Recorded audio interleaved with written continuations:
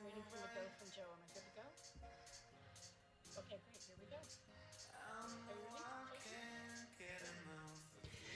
Good evening and welcome to Bloomberg Screentime. Please join us in the studio for our very first session of the evening, featuring Runway CEO Chris Valenzuela.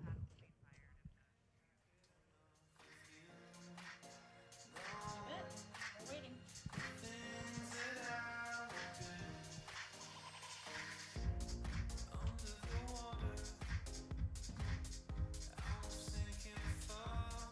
Let's go ahead and send it in here, Jason. The program will begin in 10 minutes. Here we go, Jason. Good evening and welcome to Bloomberg Screentime. Please join us in the studio for our very first session of the evening, featuring Runway CEO Chris Valenzuela. Show starts in just 10 minutes. See you there.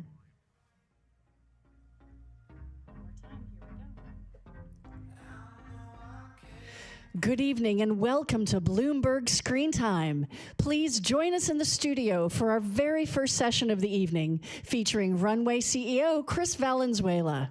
Show starts in just 10 minutes. See you there.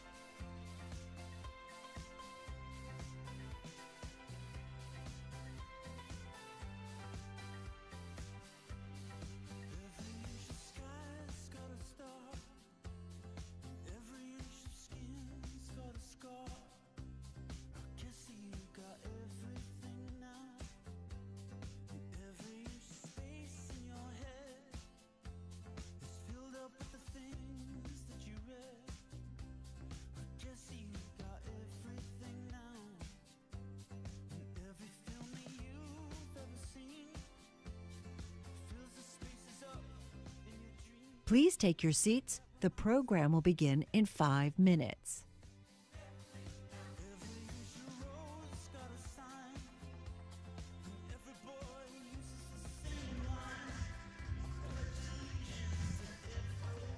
Good evening, everyone. Please join us in the studio for our session featuring Runway CEO Chris Valenzuela. Show starts in just 5 minutes. See you there.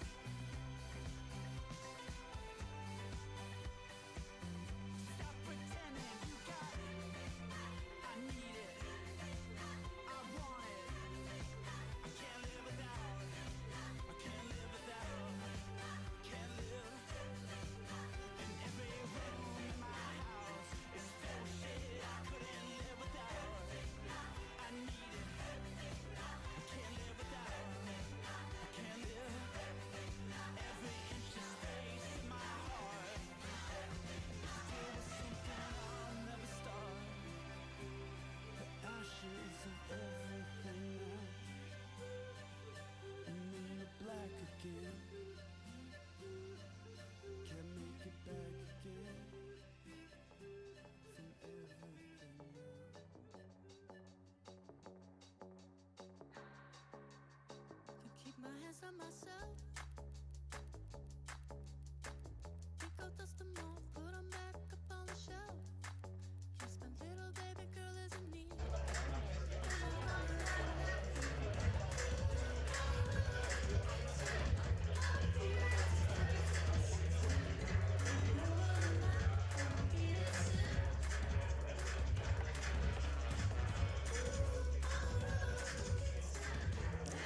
Good evening. Our show in the studio is about to begin. Please join us for our session with Chris Valenzuela. You won't want to miss it. Thank you.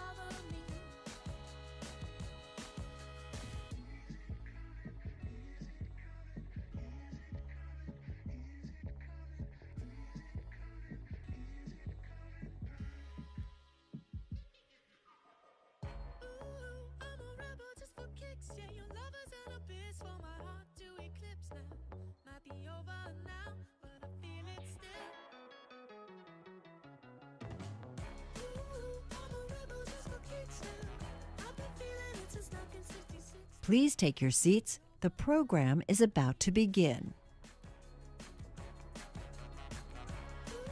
I'm a rebel just for kicks now. Let me kick it like it's 1986 now. I can over now. Feel it still. Not I had your fill. Feel it still.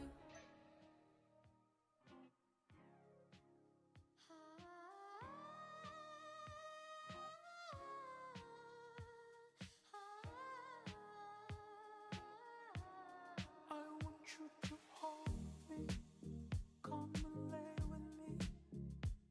Set aside your problems with me, baby. Save your conversation for the basement. I want you speaking in tongues. You know what they say about those. They come together like we're together. You can't let them slip away. You can't let them slip away. Everything together so unpredictable. But one thing I know for sure. You turn my sixes to nines. Frequently fly. We can't deny. Feeling tonight. I know I weaken when I look in your eyes. And you're holding me tight. We're in love, you and I. You turn my sixes to nines.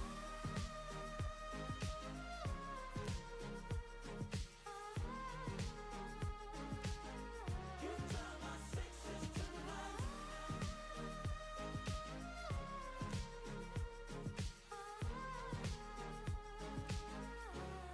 I want you to hold me, rise with me, set aside your energy.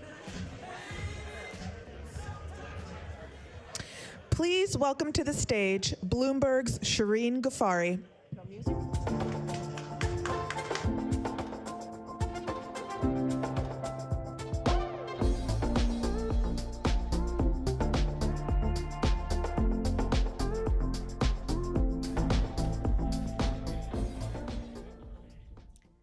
Hello, Los Angeles, and welcome to Bloomberg Screentime. We're thrilled to be back.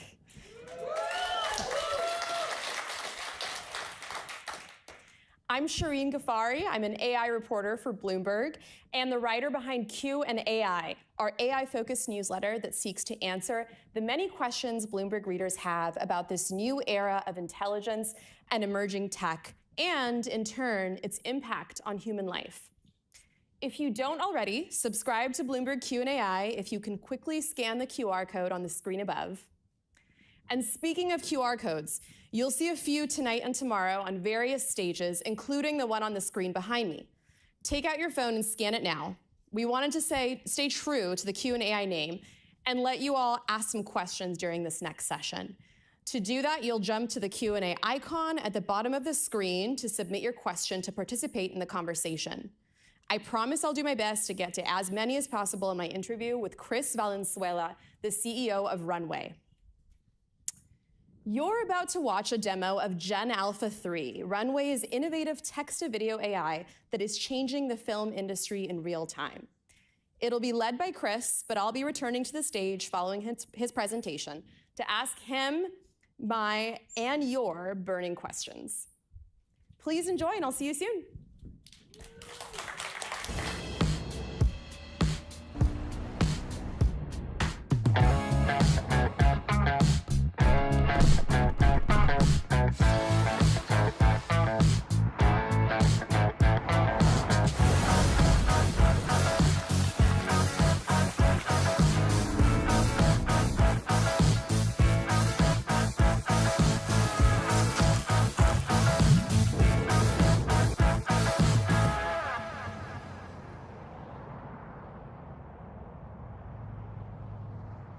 Please welcome to the stage Cristobal Valenzuela, CEO and co-founder of Runway.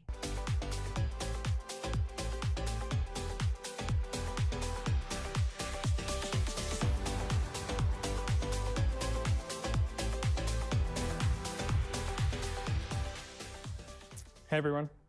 So the video you just saw is all generated by Runway. And today I want to show you a little bit more of the behind the scenes of how you can make those kind of videos. I'm sure many here have seen AI videos before, but many perhaps have not actually generated a video on their own. So hopefully this will contextualize a bit more how you can actually make videos today with Runway.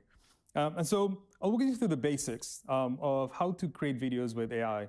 And perhaps the most common one is, and the most well-known is text to video. So it's a very simple way of creating a video where you basically take a text prompt. I'm sure you've used some AI model before that requires a text prompt. And that text prompt gets interpreted by our model and then renders a video in any arbitrary length of duration of the video itself. And so the first video that I'll show here is basically that. It's text to video. I'll write in something, in this case, a prompt, and the videos that you see here are completely generated and are following the prompts that I gave the model. So close-ups of people, of actors, of specific shots, of animals. I can play with cinematic styles, with different characters, with infinite and perhaps impossible cameras like this, fly-throughs through skies, through clouds. These are all high-definition videos, and they do take like between 14 to 15 seconds to render, which is extremely fast and probably will go faster over time. Human emotion is one of the things that the model does really well, as well as like surreal movements, or shots like that, like a flying goat. All of that is generated. So all of that is driven by nothing more than a text prompt. But in filmmaking is really about making you feel something, making you attach yourself to a story, feel the emotional impact of a story, and text sometimes is not enough. And actually don't think text prompts are here to stay for a long time. I don't think you can make movies with text prompts. And so a lot of what we have been innovating has been on creating more control tools. And so I want to show you what other control tools you can have to make videos with Runway and with AI beyond just text prompts. And so another one that's very common these days is this idea of using an image as a reference. So that's a real photo of New York, and I can define the kind of movement and motion that I want. I can take an initial shot of a frame, a first frame, or a frame from an animated shot, or a frame for a moving car, and have the model kind of like predict what will happen next.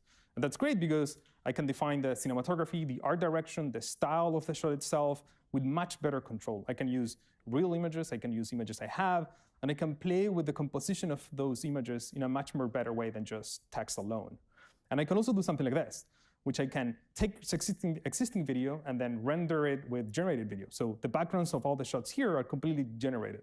And this might be similar to visual effects. Perhaps that's the most common way of referring to it. You take existing footage and you combine it with CGI videos to make effects basically like this. Now, the only difference is that this takes a couple of seconds to make. Other forms of control beyond text prompts include video. So in this case, I can input a video, an existing video that I have recorded of myself or anything in the set or anything that I have, and turn it around in a different style or in a different character or a different direction artistically. Again, with much better control. I can define camera movements in the way that I prefer. I can define much more action-driven elements or actors in ways that are much more concise or precise to my artistic or creative directions. And it's also just very fun to play with, specifically with these kind of videos. Animation has been one of the things that we've been investing a lot of time. Perhaps you know why, because it's extremely hard to make animation, extremely expensive, and these tools are here to basically take that cost a little bit down. And the last form of control that I want to show you is something of a kind of like a sneak peek of something we're working on that takes the idea of using a driver's or an actor's performance really to the next level. So you'll basically see two videos. You see a video on the left, that's a real video, that's a performance of an actor reading a script, and the video on the right is completely generated. So let me get this straight. You came all the way down to the Department of Motor Vehicles and didn't bring your driver's license? Do I understand that correctly? You're going to have to go in the separate line for processing. So the interesting part here is that you can maintain the performance, the emotion of the actor, and translate that almost in a real-time basis to the character on the left. And so that's a sneak peek of some of the ways you can generate video with Runway, and that's a small demo of Runway for today. Thank you.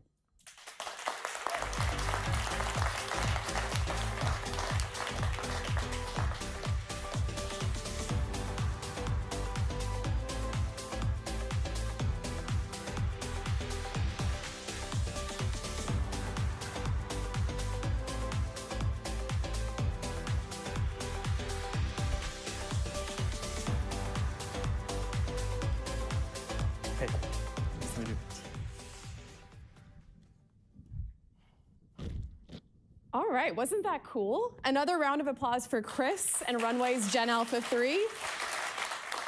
Let's dig right in.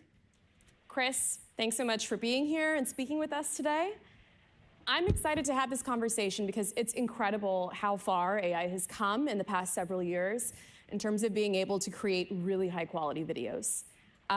It wasn't so long ago that I remember, and probably you all do too, how AI struggled to even create realistic hands, and now I can't tell the difference. Chris, I know you have an art school background. I'm really curious to hear a little bit more about how you got at the intersection of AI and video, and what it's been like to build a company during this time of really rapid innovation. Yeah, absolutely. So yeah, I do have a background in arts, and actually we got started with the company while being in art school. And we were fascinated at the time, this was like 8 years ago, but what neural networks were able to do. It was a breakthrough moment, I would say, mostly inspired by the last like 10 or 15 years. But I think we realized back then was that there wasn't really a lot of thought being put into how to use these models in creative avenues or creative directions. And so a lot of what we had to do early on was, well, how do we actually do that? And now it seems obvious. Now you can see these videos and they look amazing. It's really a form of creative expression and liberation that's empowering many creatives to do many interesting and amazing things. But 7 years ago, it was not really that the case. And many people thought, I think we were crazy when we showed them like what we're trying to do. And I think for us, over the last, I would say, year and a half, there's definitely been a change in both perception, industry-wise, in terms of what the models are able to do, and also challenges and opportunities. But I think for us, at least, it's never been that like today feels like extremely different from how it felt like, I guess, a couple of years ago, and probably won't be different as how we want to really feel in the next couple of years, because there's still a long way to go, and we're basically betting on that very long-term strategy. I've always think of the videos and the kind of things that AI can do these days as a new medium. For me, it's a new camera. And I keep saying this repeatedly because I think it perfectly encapsulates this idea of a medium of expression that will create a new art form. But it still feels we're in the very, very beginning of that new camera and the new art form. And so there's still a long way to develop. So Runway AI is real, right? It's out there. I tried it today. And your tools have been used in major films like Everything Everywhere All at Once, music videos for artists like A$AP Rocky, TV programs like Stephen Colbert's The Late Show. And you recently closed a major deal with Lionsgate to build a custom model trained on their work. We also have an audience question I see about this. Great minds think alike. What does the Lionsgate deal mean for this industry, and how is the partnership going? Yeah, so it's a one-of-a-kind deal that we announced very recently, where we have been working with the Lionsgate team to help them both, two things. One, understand how to best incorporate this into their production kind of like pipelines and workflows. And that means working directly with the talent, the editors, the VFX supervisors, helping them understand how this can empower them. And the second one is a lot of how you best use these models is by the data they use to train the models themselves. And so we've been training the model specifically with their catalog of data that they can use to better make the content that they need to make. So hopefully, it's something we're working on for quite some time. And so finally being able to speak about it has been great. And I think it's a great step forward in the industry, recognizing that, I mean, cinema and Hollywood and filmmaking has always been about science and technology, and those two things really go hand in hand. And now's the time to have more of those conversations. So there's a lot of competition in the area of AI video, right? We have OpenAI announcing Sora this year. Meta recently released its own text-to-video model. But these tools from the other companies aren't public yet in the same way that Runways are, right? Why do you think that is? How have you been able to get a quicker start? And how do you deal with the fact that these major companies with lots of resources are going after the same kind of use cases? Well, I think we got to first start because we started working on this like 8 years ago. So I think it's been more of like we keep seeing more people kind of like understanding that this is worth spending time on.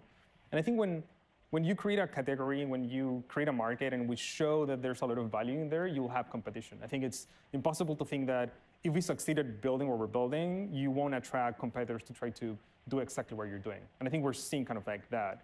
Now, there's a lot of research demos, and there's a few products. And so that's a good distinction to state. Research is great to highlight kind of possible applications and capabilities. But putting a product in the hands of like real artists and filmmakers is a whole different thing. And I think for us, it's always been around the latter, which is making sure that these models not only do the kind of stuff that you just saw, but also become really useful. And that means as a product builder, you need to understand what things need to be improved, what things need to be changed, and how you continuously improve those things more than just generating a video. Because again, if you ever try to make a video with text prompts just on its own, that's never gonna actually work fully to the extent that you want as a creative. And so you need way more than just like single text prompts. Yeah, that's actually related to another question I had, which is when you look at the output of something like a music video that was made in part with Runway, or even a feature-length film where the tools are being used, what % right now would you say of that final product is using the Runway technology? It's a gradual like progression. There's use cases where we've seen like videos entirely made by Runway, or they're generated, and some others that are like mixing live action with animated with AI content. But truly, I think this goes back to like what I was speaking before, which is films and music videos and like feature films or short films have never been around how you make them. Technology takes a second like stage in that kind of like idea of films are really about stories. They're about making you feel something, right? And so you never watch a movie because how it was made. You watch a movie because it's a good story. And so eventually we want to make sure that if you want to make something, you can use our tools and our technology to help you get there. But at some point you won't have to tell or say to the world that you've used AI or you haven't used AI because it doesn't matter. And I think that's kind of the long-term aspect of how where we want to go. How are you and your customers measuring success? Do you have examples of where there's been big cost savings? Are you thinking about it in terms of different kinds of creativity it can unlock? How do you measure what is success with Runway? I mean, success for us is that we help make more movies and we help tell more stories. We have our unofficial stated mission is that we want to, the best stories are yet to be told, and we want to make sure we can help tell those stories in the world. And so success for us is that more people can make more stories. If you have a budget of $100 million to make one movie, I think you should make 100 movies with that budget. And so how we measure success now, tactically, specifically as well, if you're starting or speaking with a screenwriter and they're spending hours and days and weeks trying to create a storyboard of their work, now they can just do it in like a few minutes. And so the iteration cycle becomes like extremely short. If you're working with a VFX artist and they're spending weeks and months iterating on rotoscoping or creating visual effects like they want to show you, like you shouldn't. You should hopefully make those in just a few seconds. And so those are just, the benefit is just time. You reduce the time you are spending on these repetitive tasks, and you free that time for much more creative, liberating, and exciting things. And I think that's the ultimate measurement of success. Any examples that you can share from partners that have been able to save money using Runway? Yeah, so I was, we're chatting with this screenwriter who's working on a new show. The first season was a hit. And what he does is like, you're sitting there at the computer, you're writing, and you're kind of visualizing this world that you want to play between characters, right? But then there's a lot of decisions that you make in post or where you're shooting in set that were in regards to like the timing of the scenes and where you put characters. And so, and it was a surprise for me because I never thought about it, a use case like this before, where now while he's writing, he's able to render those stories and visualize them. So that helps himself edit the story better. And so the story doesn't have to wait to like production stage to be edited. It can actually be, the story itself and the script can be edited almost as he's writing itself because he's able to visualize it. And so that in itself, I think long-term, if you compound, there's many processes and tasks where you can find tools and AI systems that can help streamline that in significant ways. So I've talked to independent filmmakers who are really excited about AI for the reasons you just described, right? It can lower kind of the barrier to entry, save them time, money. Obviously, studios also see the potentials there, but there's also a lot of pushback, right? In the last 2 years, we've seen the major actors and writers unions make this a key point of their negotiations over contracts, and just general, I think, fear about what this will mean for creative people. Will this replace their jobs or commoditize them? What do you make of that? What do you say to the artists who are scared of this technology? I think a lot of the fear sometimes stem from like not having the experience or the chance of like understanding the technology fully. Again, these systems don't create movies on their own. They're not agents that just go around and make things that we suddenly like, right? They're tools. They're tools for humans. And they're tools for artists. And so you need to know how to leverage that tool. And if you think about the history of cinema, that's been basically the case forever. 150 years ago, the camera was invented, and the art world went in like revolution because they thought art was going to be dead. Why would you need to paint portraits if you can capture light with a camera? So we're dead. Like there's no more need for artists. That was actually the narrative going on around at the beginning of the century. And of course, that didn't happen. What actually happened was that filmmaking was very inspired by painting at the beginning, but also painting got a lot of inspiration from filmmaking and cameras, and painting itself liberated as a art practice beyond the portrait and like depictions of the things that were depicted at the time into a much more complex like kind of like field. And eventually filmmaking was evolved into a new art form.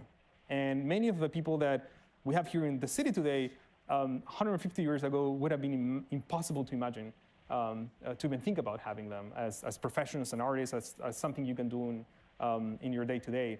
And so for me, this is similar, and that's why I come back to the analogy and metaphor of the camera. Because if you think of AI as a camera, you can take two positions. You can be, this is exactly how we've lived before, and this is a new medium, and you can take it and understand it and mold it, and there's a new language, and there's a new things you need to discover. There's new artists going to be born out of this, there's new media. Or you can fear it, and you can think that this is the end of the world. I prefer the first one. I'll take another audience question. What's the next frontier for training data? What happens when we reach the limits of human content and data to train on? Well, that's a good question. It's hard to tell if there's ever going to be a limit, to be honest. We can keep capturing new data all the time. You can keep improving the models. I don't think we've hit like ceiling on the amount of data that you can ingest into the systems. There's so many new and like innovations from synthetic data, from like capturing data. There are companies building like devices just to capture data around environments. I think it's still very early, and at least for us, we're training what we call world models. So world models is just another fancy way to say simulation. So you're trying to build these simulation systems. And simulation can have all sorts of different data points, from text, from video, from audio, from 3D. And so it's still very early, and I think we have a long way to go. What are your biggest concerns? This is also from the audience and related to a question I have around, what are your biggest concerns about leveraging AI responsibly? And I especially want to ask about deepfakes, which is a big area of concern. We have an election coming up, right? What are the rules around that with Runway, and how do you think the industry should be handling that? I think, again, we can look back at like other previous moments in like history where we've seen similar evolutions of technology. And even with, again, I'll repeat, but like with cameras, people were afraid that like both privacy will be like destroyed and people will be recording things that they shouldn't be recording. And the truth is that maybe that's the case, but we've collectively built norms around how to use a camera, right? What to shoot and what not. It's illegal to record people without their consent. So you can, as a society, come up with what are the rules and the norms that you should have when approaching a technology. And I think this is similar. This is a new technology. It's amazing, it's extremely useful, it's liberating, it's going to change a lot of things, but it's a technology. And we should think about it in the similar ways we've thought about it with other technologies, even the internet. It's an amazing place. Like the internet has changed the world for good. Of course, there are things that are bad on the internet, but we've collectively agreed what are those things, and we put like restrictions on them. I think with AI, we should take a very similar approach, which is it's still very early. We should understand what is the scope of what we can do, and then have that kind of like mindset of like, making sure that the norms and the regulations address the misuses, but don't focus too much on the innovation itself. Like we don't need to stop innovation right now because, again, it's still too early.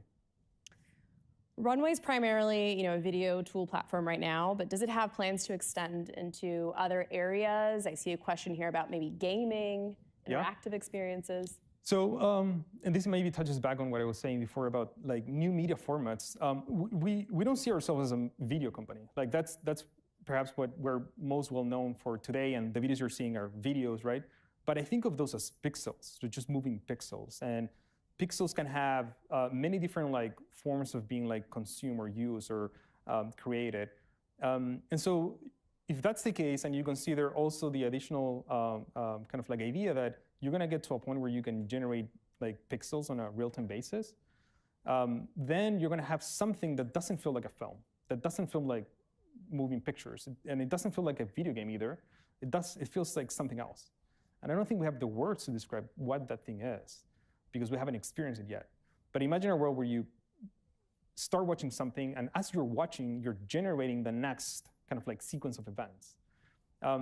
You can label that a video game. I think we are going to label that something else. And our goal is to get there, to build these models that can predict basically those frames and help you create that content in a real-time basis.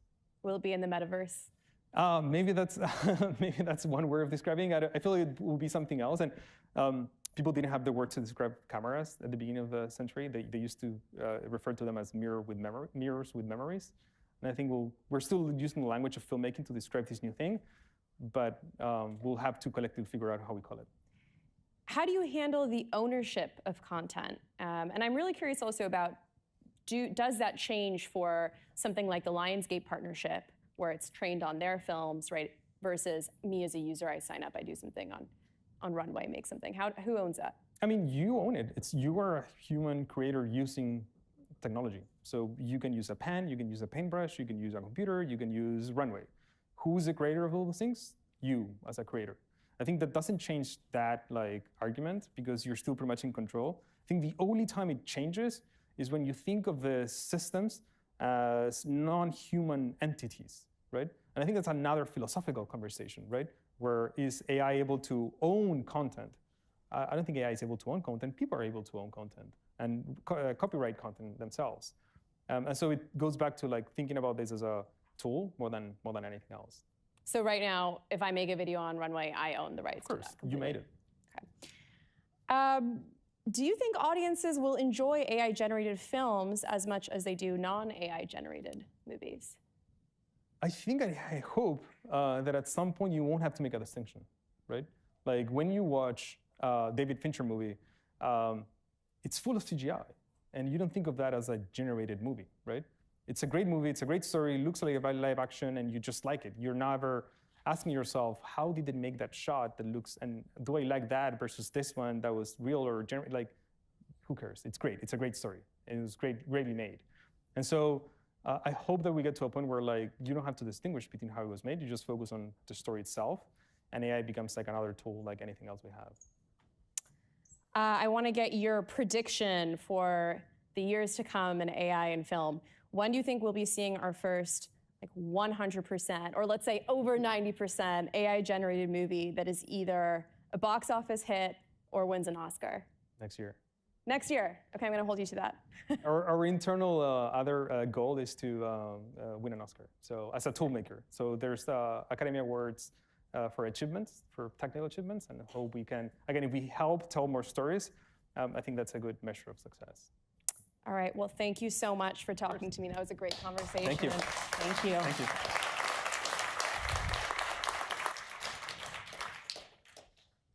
Thank you, everyone, for joining us today. Before we go, we have a special treat, and it is going to be, actually, sorry, I'm going to invite Chris back on stage because he needs to talk about this a little bit. I will leave you in suspense for a special encore from Chris. We're talking about movies. That's right. Yes. We're talking about movies. We've been, for the last 2 years, we've been running this film festival, both in New York and in LA, that basically highlights and celebrates artists who are at this new frontier.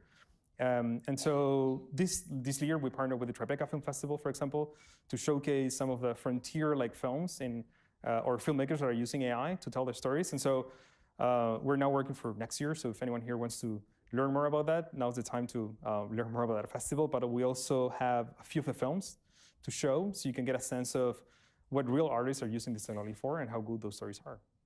Great. Potential Oscar nominees, right, for next year. All right, thanks so much.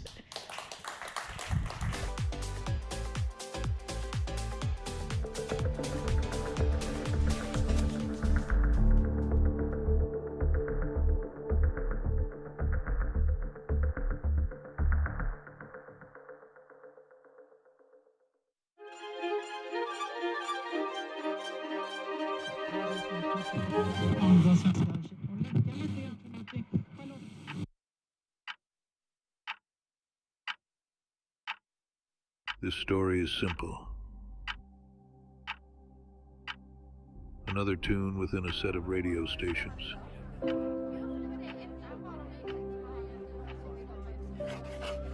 Thoughts that blur, moments that don't occupy my mind. I simply don't care. My words come from silence, from encounters with nothingness. I have a broken silence.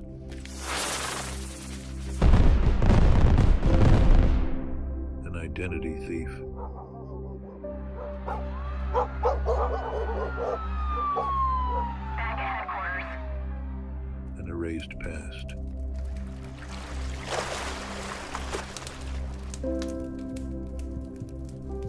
I'm not afraid of loneliness.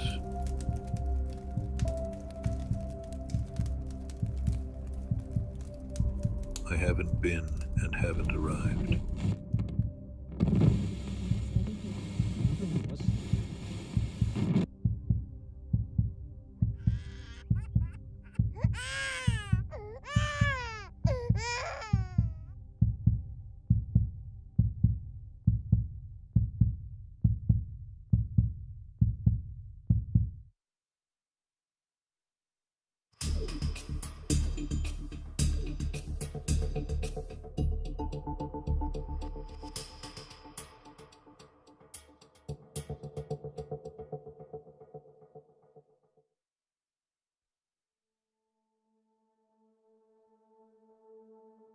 I lost my grandma.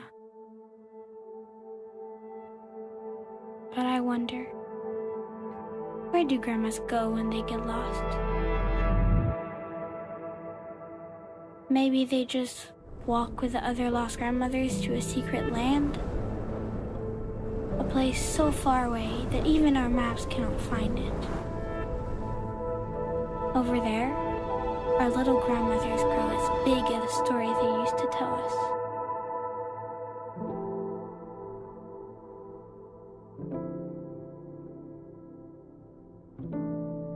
Then, they become so strong and so tall that they transform into beautiful trees. Big icebergs. And giant mountains. Sometimes, they also turn into cozy houses. And I heard someone say that the truth is, they change into dust. I'm not sure. Maybe they also do that. I'm not an expert. All I know is that, in the end, our grandmothers become the world itself. So, where is my grandma? I don't know. But I can feel that she's very close. Her scent is in every flower I smell. Her smile is every wave of the sea. And I can hear her voice singing in the wind. Grandma, I hope that wherever you are, you can also feel me. Feel all the love that I have for you.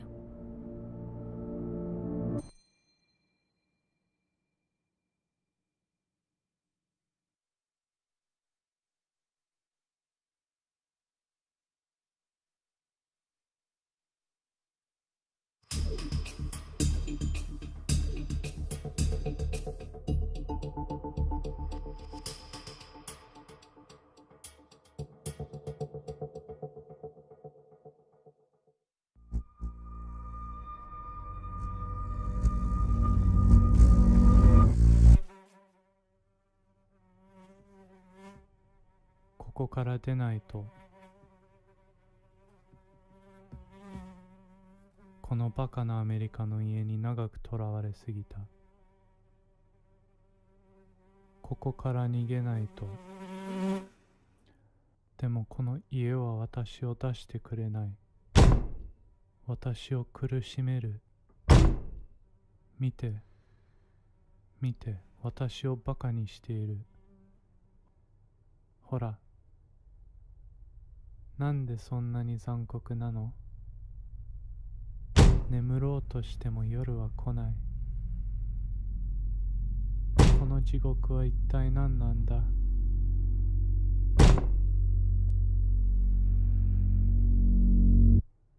今日で終わりだ。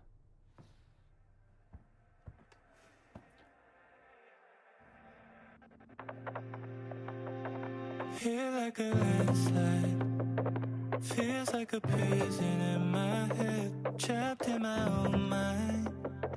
Can't seem to make it out of bed.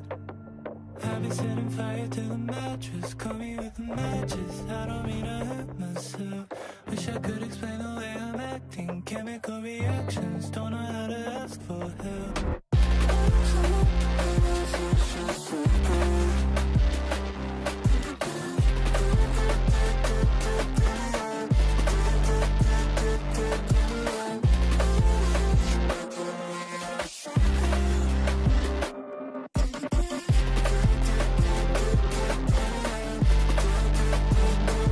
Somebody hold me. Somebody tell me I'm alright. 'Cause I'm dying slowly. Feels like I'm barely getting by. I feel like I'm out of touch. I feel like I think too much. I feel like I'm half alive. Running in and out of time. I'm out of time. I'm out of time. I'm trapped in a vicious cycle. Can you please get me out? Get me out.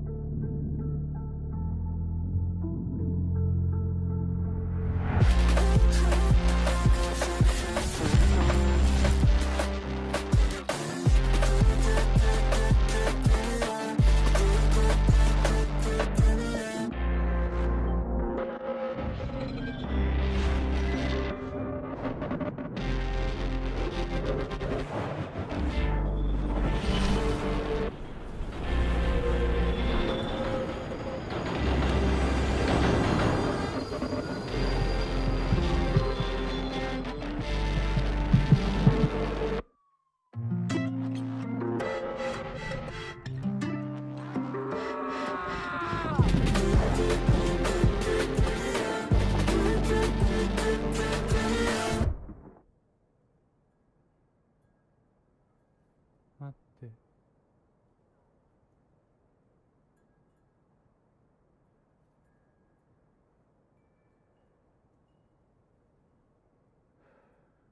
思い出した。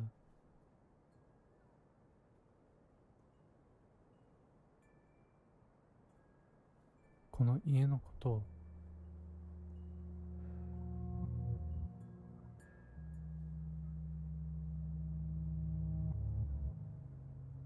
11歳の時、親の都合でアメリカに引っ越した。ここが私たちの家だった。そこからパニック発作が始まった。父は落ち着けと言った。母は私の呼吸を数えさせた。お姉さんは私の気を紛らわそうとした。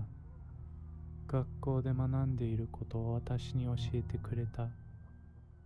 星がブラックホールになってしまうこととか、いつかすべてが冷たくなるとか。でも唯一私を落ち着かせてくれたのは、我が家のコートクローゼットに隠れることだった。クローゼットの中は真っ暗で、自分の手が見えなかった。まるで存在しないかのようだった。まるで目がないかのように。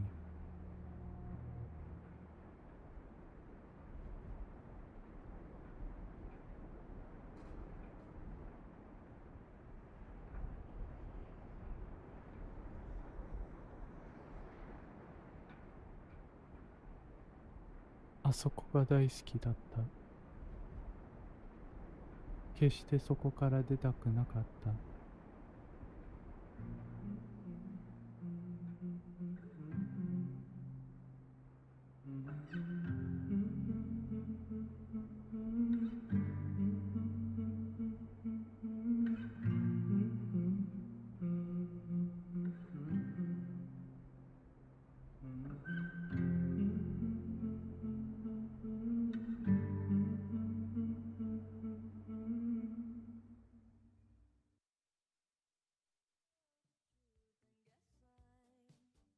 The fool with their arms out like an angel through the gosh unreal.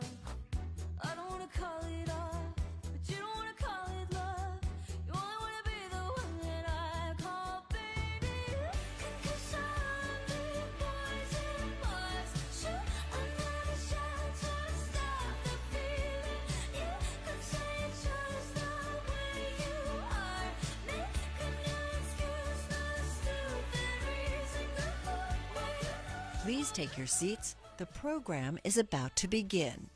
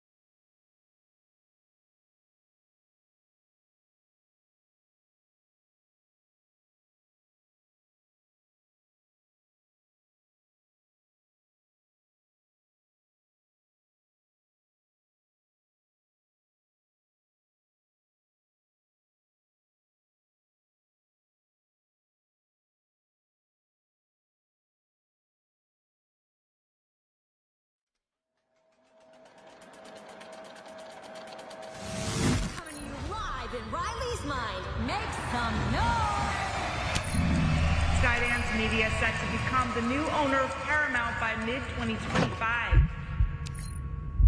What is happening? Amazon is making a 3-year, $100 million bet. Another week, another dominating performance by the Chiefs defense.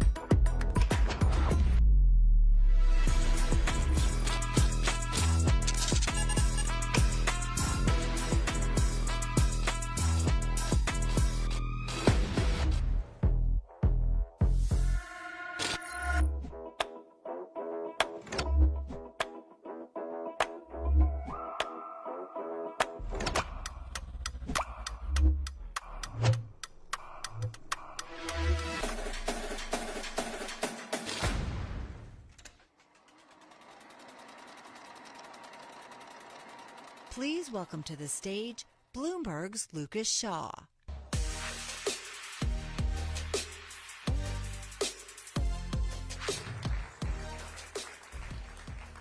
Hey, everybody.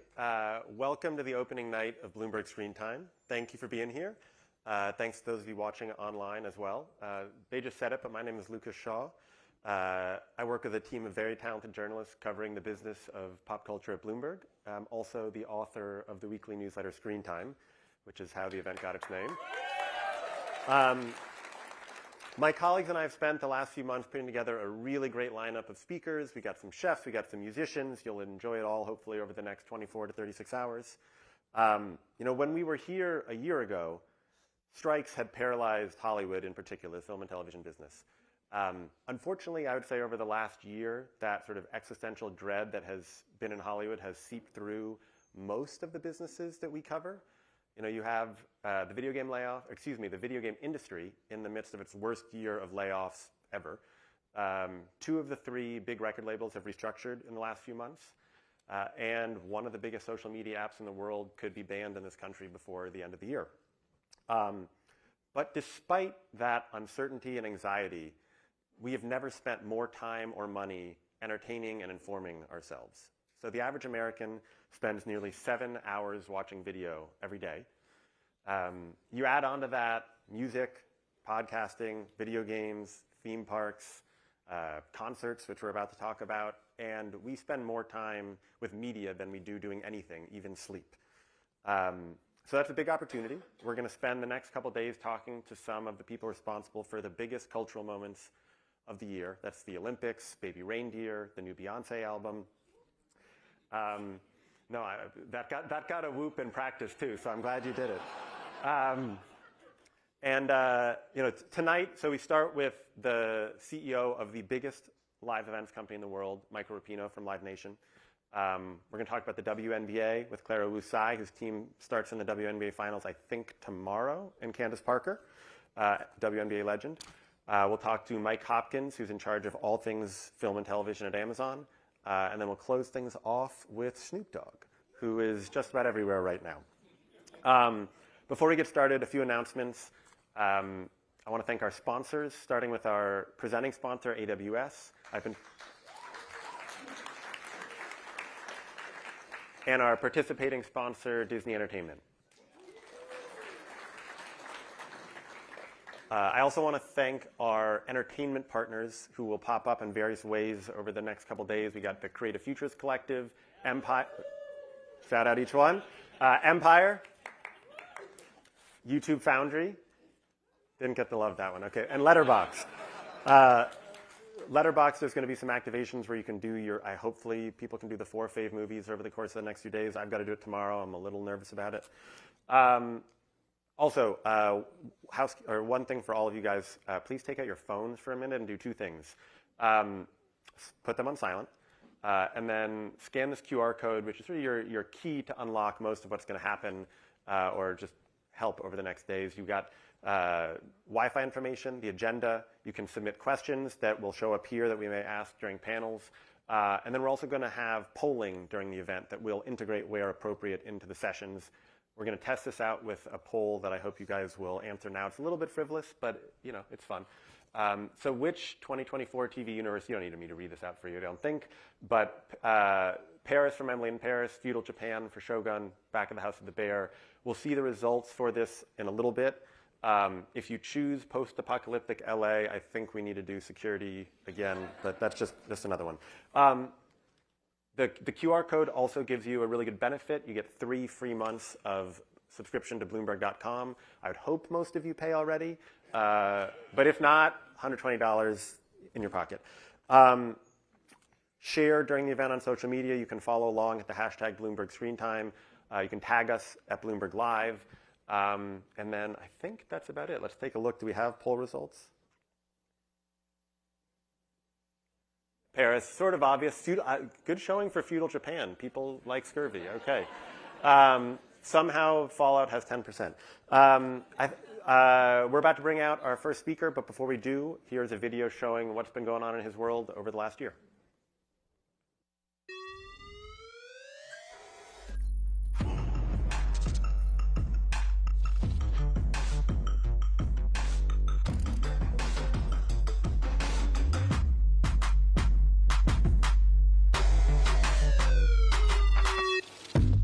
Earlier today, the Department of Justice, joined by 29 states and the District of Columbia, sued Live Nation Entertainment.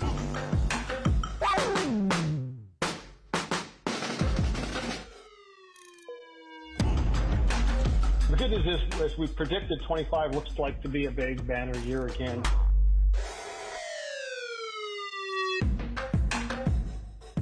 Please welcome to the stage Michael Rapino, President and CEO of Live Nation Entertainment.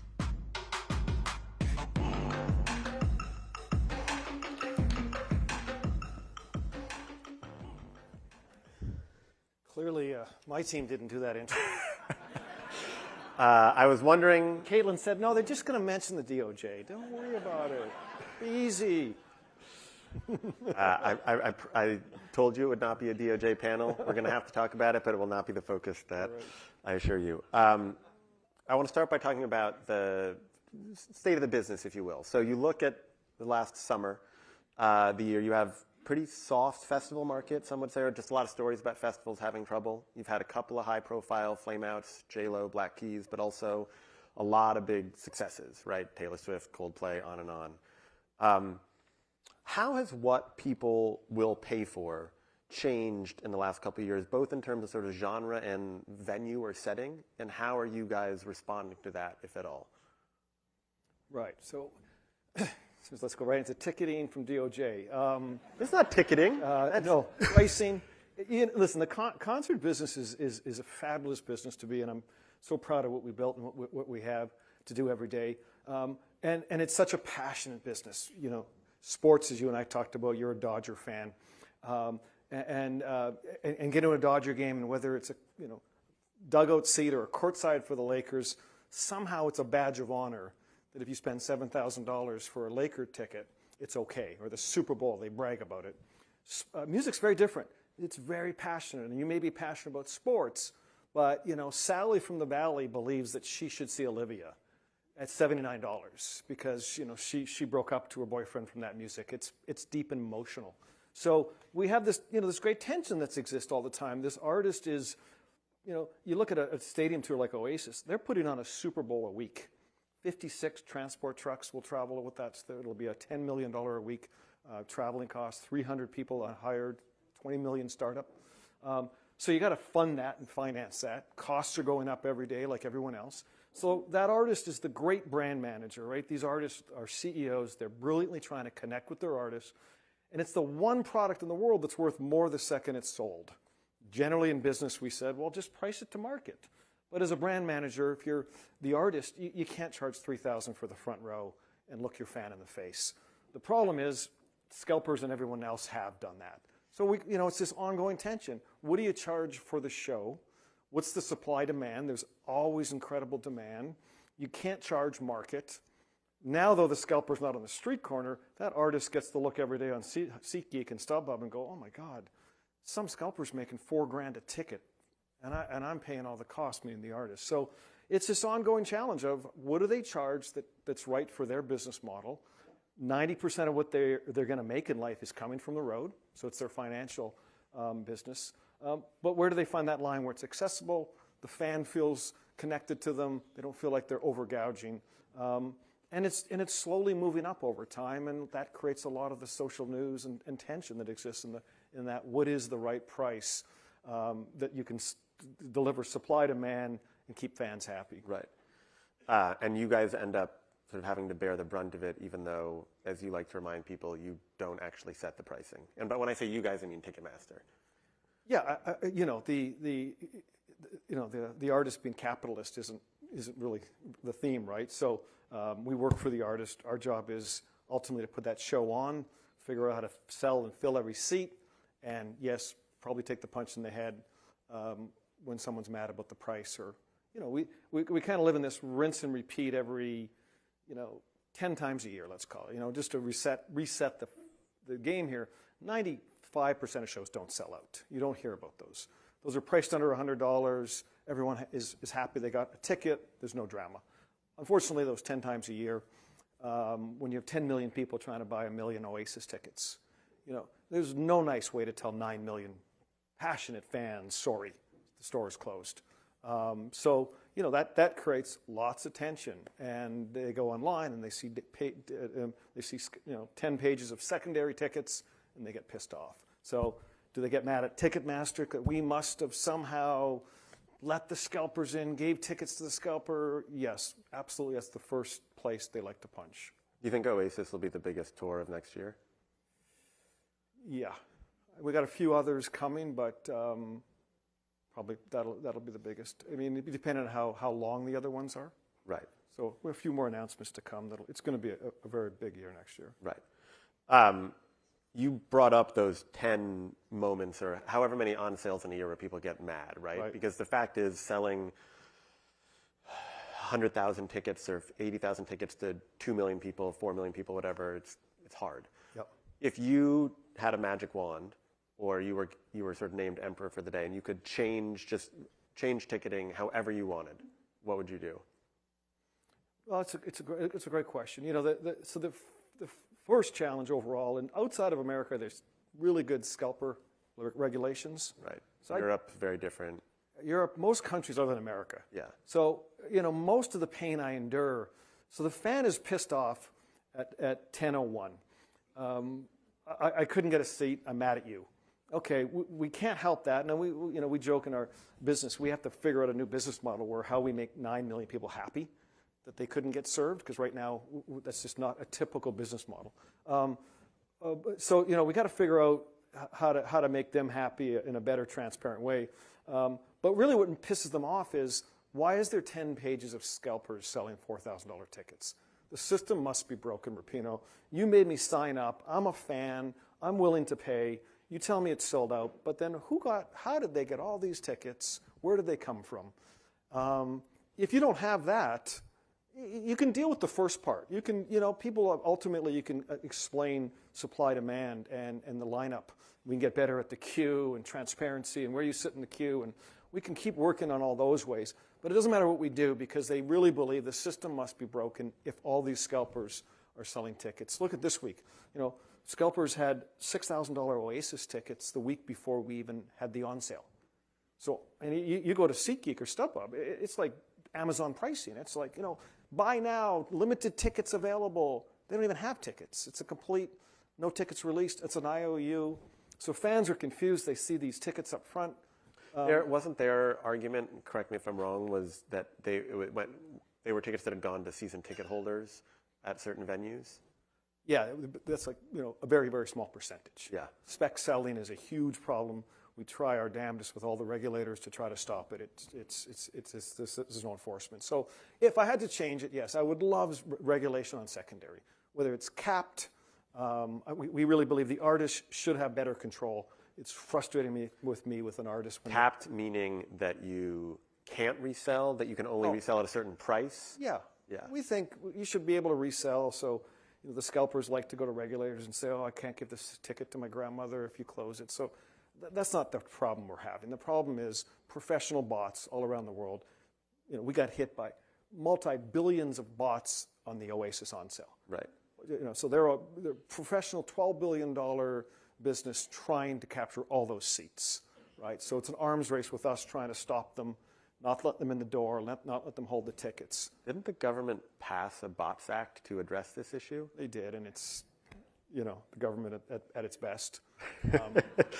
And they have new legislation, right? We've obviously been through the ringer, but no matter what Congress or senator we talk to, or DOJ, I say the same thing. So let me get this straight. So the scalpers can run wild for the last 12 years, unregulated, season, and that's free enterprise. And they're not, they're not the bad guy. So I just think if you ask me how to fix it, yes, that's the problem.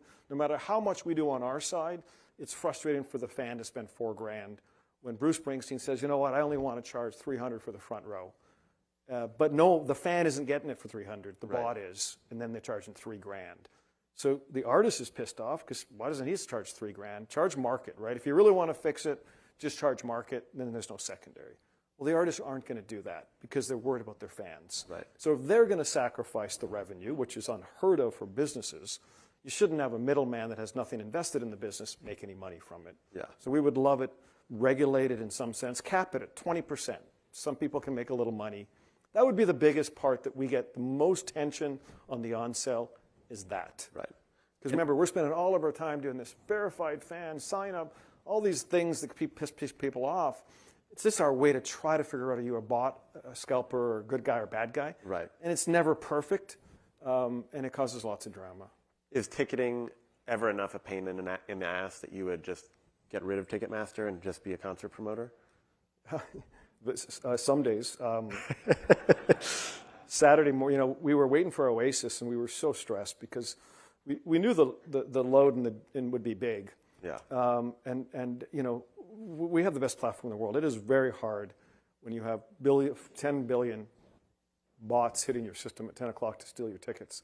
So Saturday morning, which here in LA, it was midnight here. So I said to my wife at night, I said, oh, fuck, I can just see I'm going to wake up, and something happened. So I was up all night waiting, and I was so happy the system didn't go down. We stopped them. We got it done. Went to sleep. Thank God. This is the biggest on sale in history, the most demand in history. The system stood up. We got fans their tickets.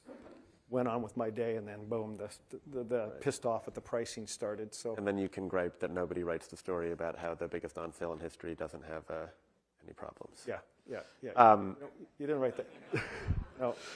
You brought up the government, so and I will give you credit. The reason I'm here is you do a good job. There's not a lot of great journalists in music, especially live. Well, we'll see if you feel that way.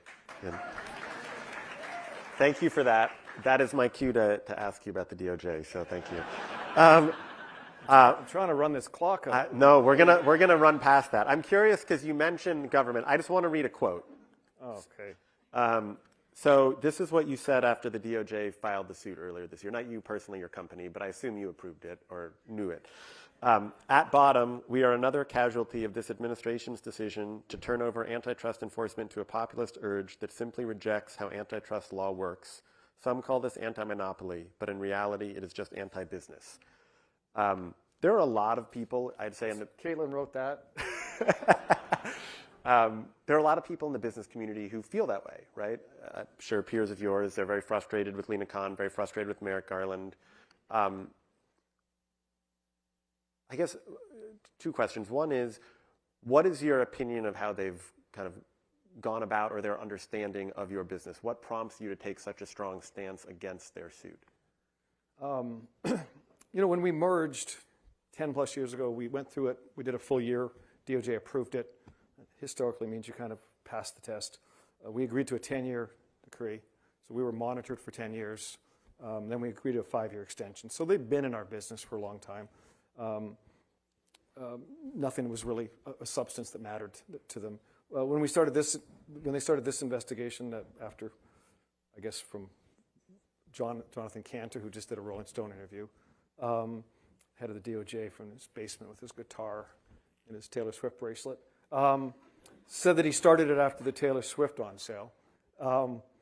So it just felt like, you know, that the rules got slightly rewritten on vertical, and a lot of the stuff they talk about, the middleman, the vertical, didn't seem like traditional antitrust law. So yeah, we think, listen, at the end of the day, everyone thinks they're innocent. We believe that we built a great business. We're a 2% margin business, so we must be the dumbest monopoly alive. We give 90+% of the door to the artist, unlike any other business. So yes, are we vertical? Of course we're vertical.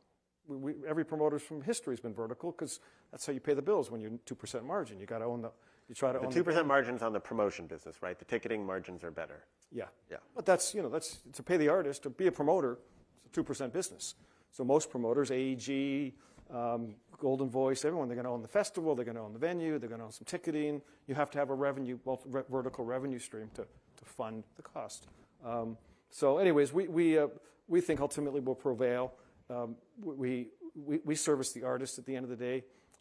There was no artist claims in this lawsuit. It was all competitor claims, which would make sense, and secondary claims. So yeah, we think that when they call balls and strikes through the process, we will prevail. And do you anticipate, because we obviously have an election in a month, do you think that the result of that election, depending on who wins, would one of those candidates be less likely to keep pursuing it? I don't know. That's a loaded one. I'm not sure. We don't know what Harris is going to do, right, in terms of her position on Biden's and that on the DOJ. So I'm not sure. So in addition to pricing, which we sort of covered, one of the biggest growth areas for your business in recent years has been growing overseas.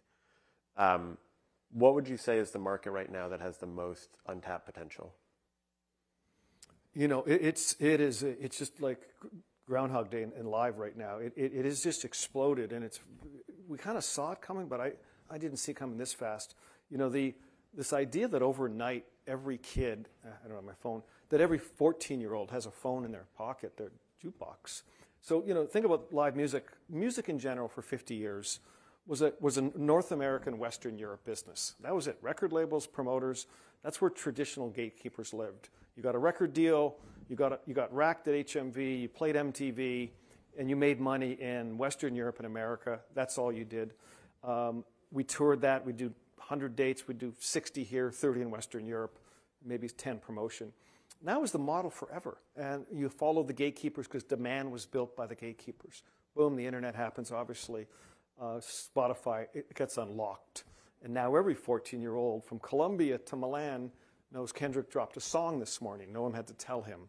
So overnight you have this globalization of demand by every kid in the world is watching YouTube, TikTok, however they're finding out about the artist of the day. So you have this incredible new demand. So overnight, in the last 5 years, we kind of went from, when we would talk to an artist about touring, you know, you'd say, listen, all the money, you got to do your 60 US, America, 30. Really, if you really want to do a couple Latin America, Asia. Maybe Australia. Maybe, you know, if you really are big there, but you're not going to make any money. Now it's just completely turned around.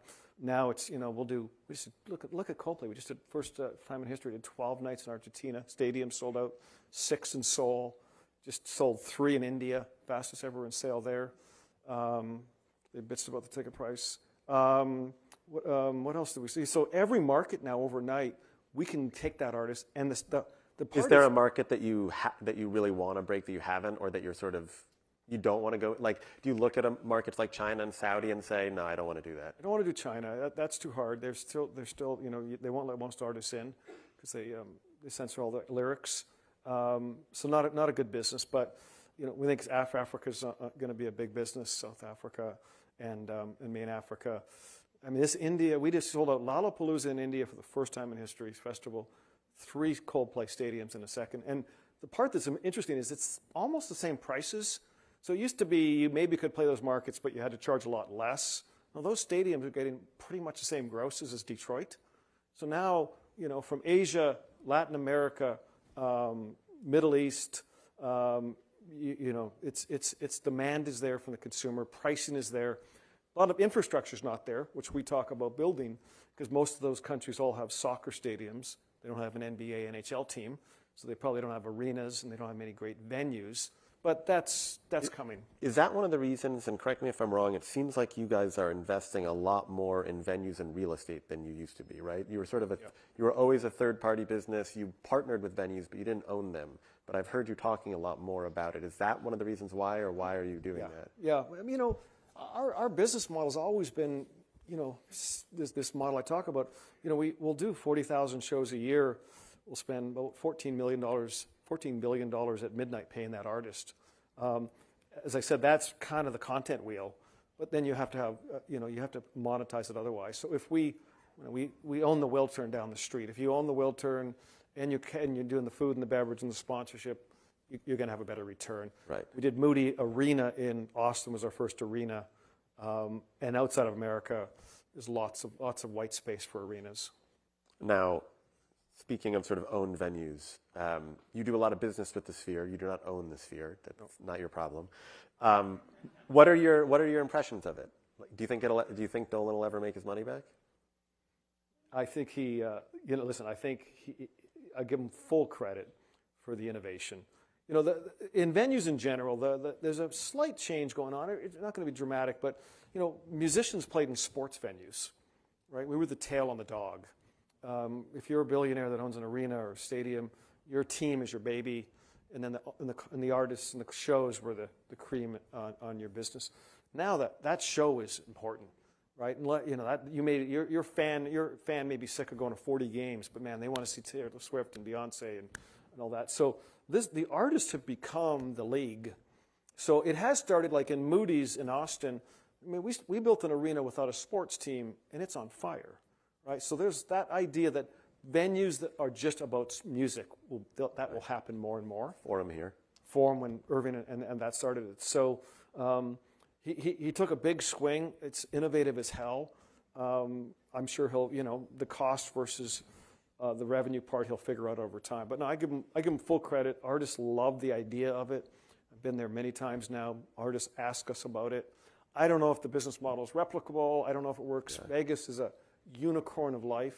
Do you have a favorite of the Sphere shows that you've seen? Or am I asking you to choose between your children? I mean, we're pretty deep in the Bono and U2 world, so that was I only give us that because we didn't know when we signed up for that. That was fully Bono. I tried to talk him out of it.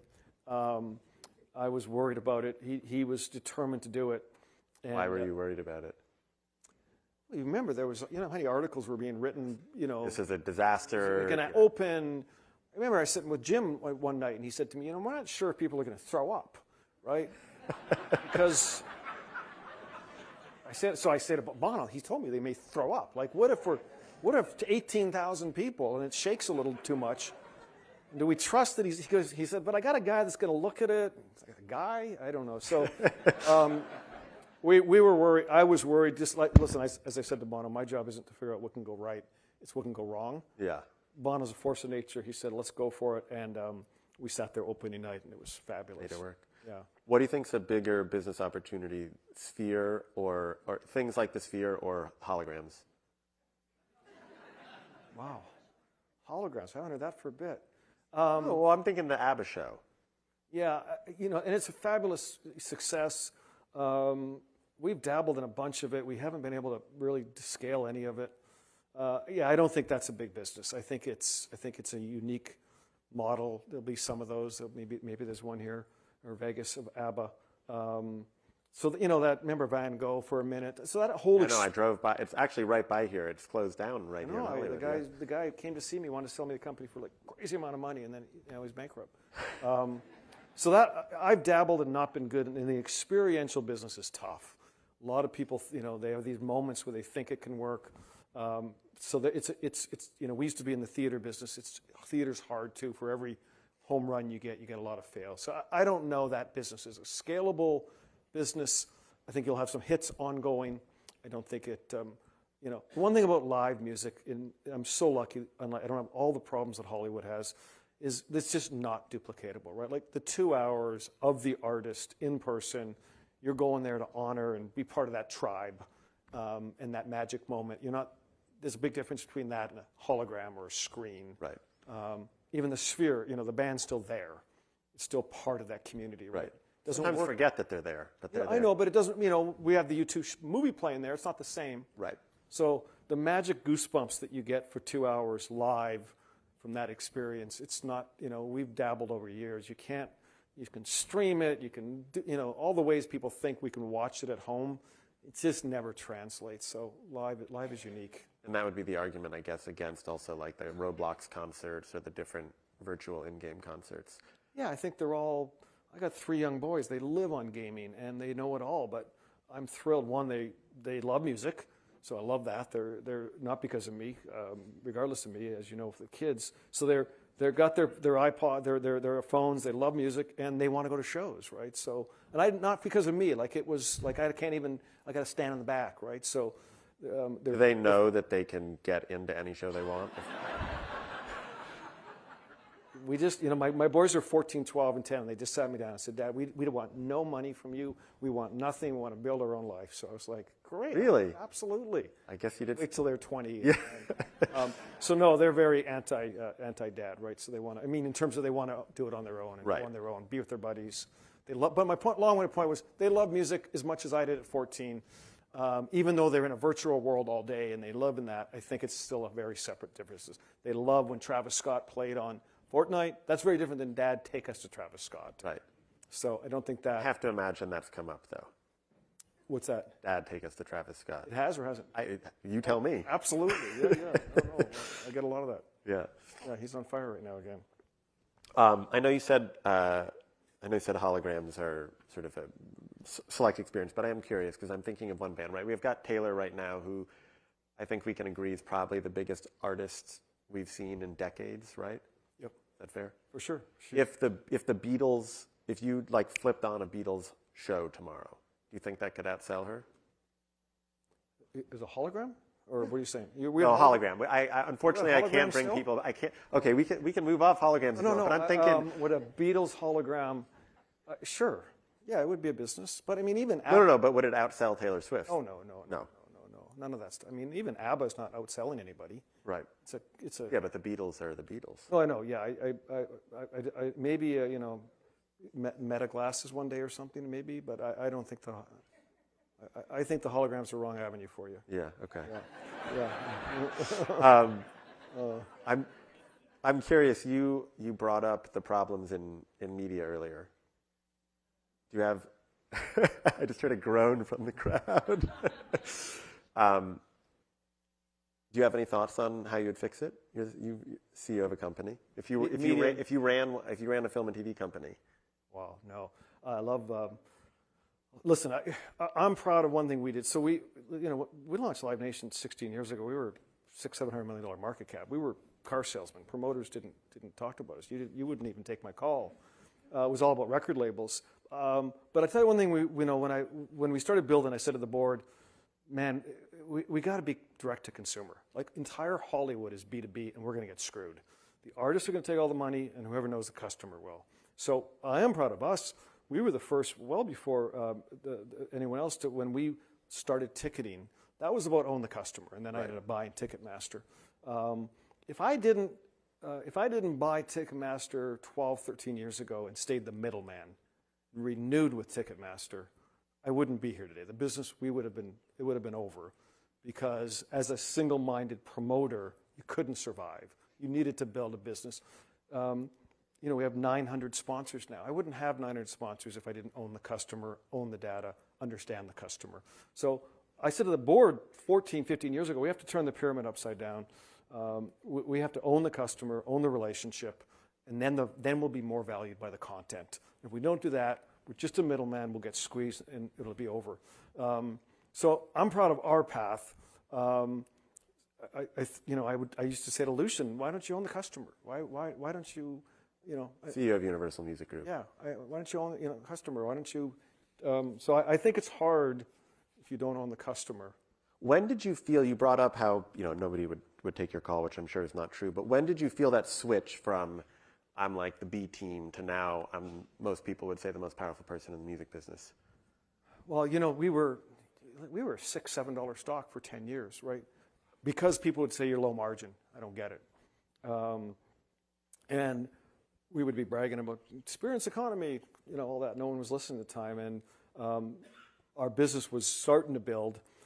It was still, though, considered, a low-margin business. And I think, now, I joke that John Malone, big shareholder, said to me one day, your business is like a Ferris wheel. It's doing well. You got to add more. You got to add more revenue to it, more revenue buckets. I turned that into flywheel, which now everybody uses. Yeah, and DOJ uses nicely now. So we deconstructed the flywheel. But I would say it was only about 8 or 9 years ago when we kind of went from $8, $9, $10 to $70 and kind of got the valuation. Was this wind in general about experience economy, right? That started to kind of really set the tone everywhere. People started to realize, experiences versus products, Disney theme parks. So I needed that back wind to start happening also. And then when we started kind of bragging about, well, that's what we are, let us show research, customers value going to show higher than sex, second highest value in the year, Kodak Moments. Our story, when the overall movement towards experience economy kind of caught on Wall Street, our story was sitting there, and we ended up kind of being the only brand out there that was kind of living a pure play experience. Sports also boomed at the same time. It just wasn't, not a stock market kind of play. Okay, I have a really tough final question for you. Right. Started your career as a beer sales rep, right? Yep. What's your favorite beer? Oh, geez. I mean, my house, I still have, so I started in a small town in Canada, Thunder Bay, working for Labatt Breweries. Labatt Blue was the beer I started. The reason I started there was Labatt Blue bought the Rolling Stones' first world tour. Michael Cole from Canada.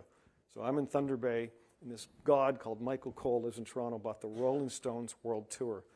I was actually graduated from school and was an accountant. Got hired by Clarkson Gordon and to be an accountant. And Labatt Breweries came out with Steel Wheels tour, and I met the guy in Thunder Bay and said, I want to work for Labatt Breweries because I want to work for the concert company. And that's how I got my job. And then I ended up working Labatt for a while, left, started my own. So to this day, if you go to my house, it is stocked with Labatt Blue. I owe a lot to them. They taught me a ton. Thank you. Perfect. Thank you for doing this. Thank you. Yeah. Appreciate it. Thank you.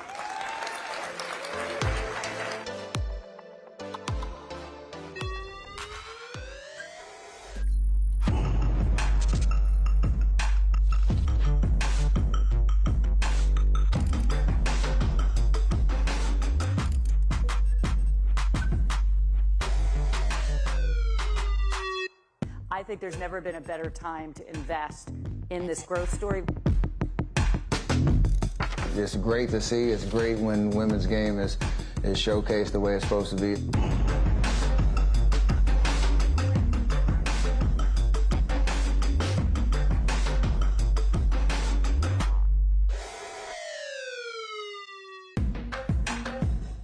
Please welcome to the stage Clara Wusai, Vice Chairman of BSE Global and Governor of the New York Liberty, and Candace Parker, President of Adidas Women's Basketball and Athlete Advisor at Avenue Capital, for conversation with Bloomberg's Jason Kelly.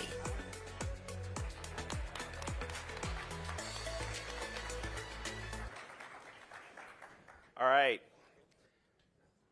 So you heard a little bit of mention of sports. We're going to talk some serious sports.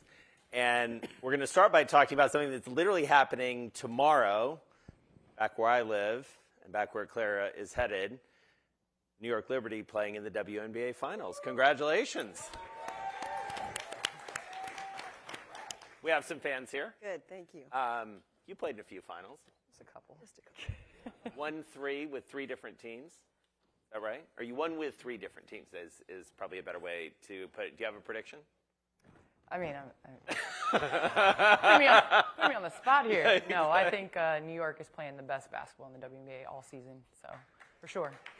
All right, so I want to talk about the business of the WNBA because this is an absolutely fascinating moment to talk about this. Something big is happening. It's undeniable. You've both seen it from different perspectives. I do want to take a quick show of hands. Who's been to a WNBA game in this room?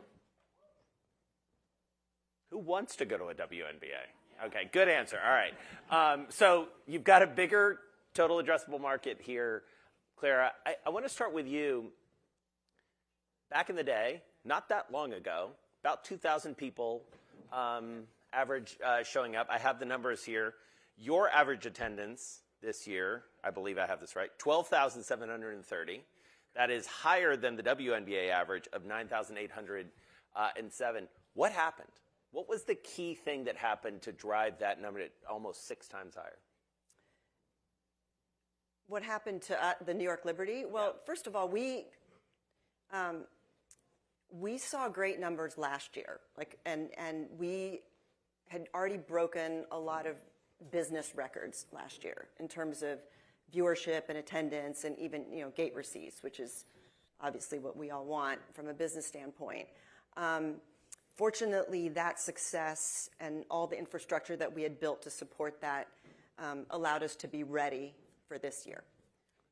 And this year, it's undeniable that everybody got almost like a significant increase in all of the important metrics. Right. And the key, of course, is to just sustain that growth. Right.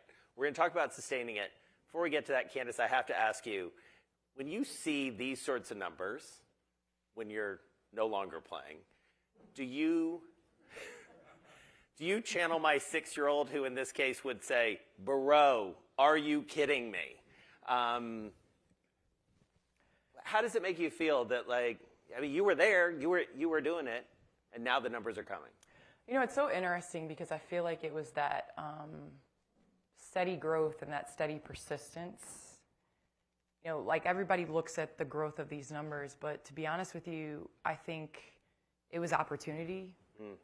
If you think about it, before New York's ownership changed, they were playing at Westchester. It was not a desirable place to play.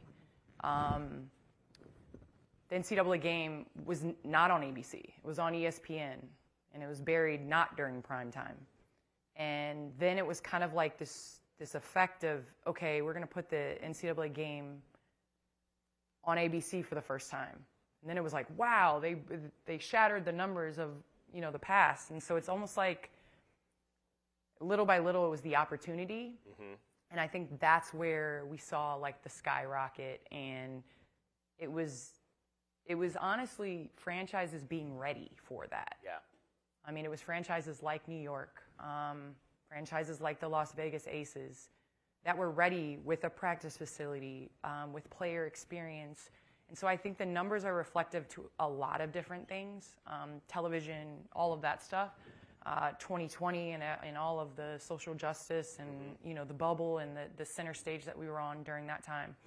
But I think it was also a combination of just franchises being ready to sustain the growth. And Indiana played in a barn. They played at Butler the year before Kaylin got there, So it's just, I think this growth is remarkable, but I think it was like the steady eddy at the beginning.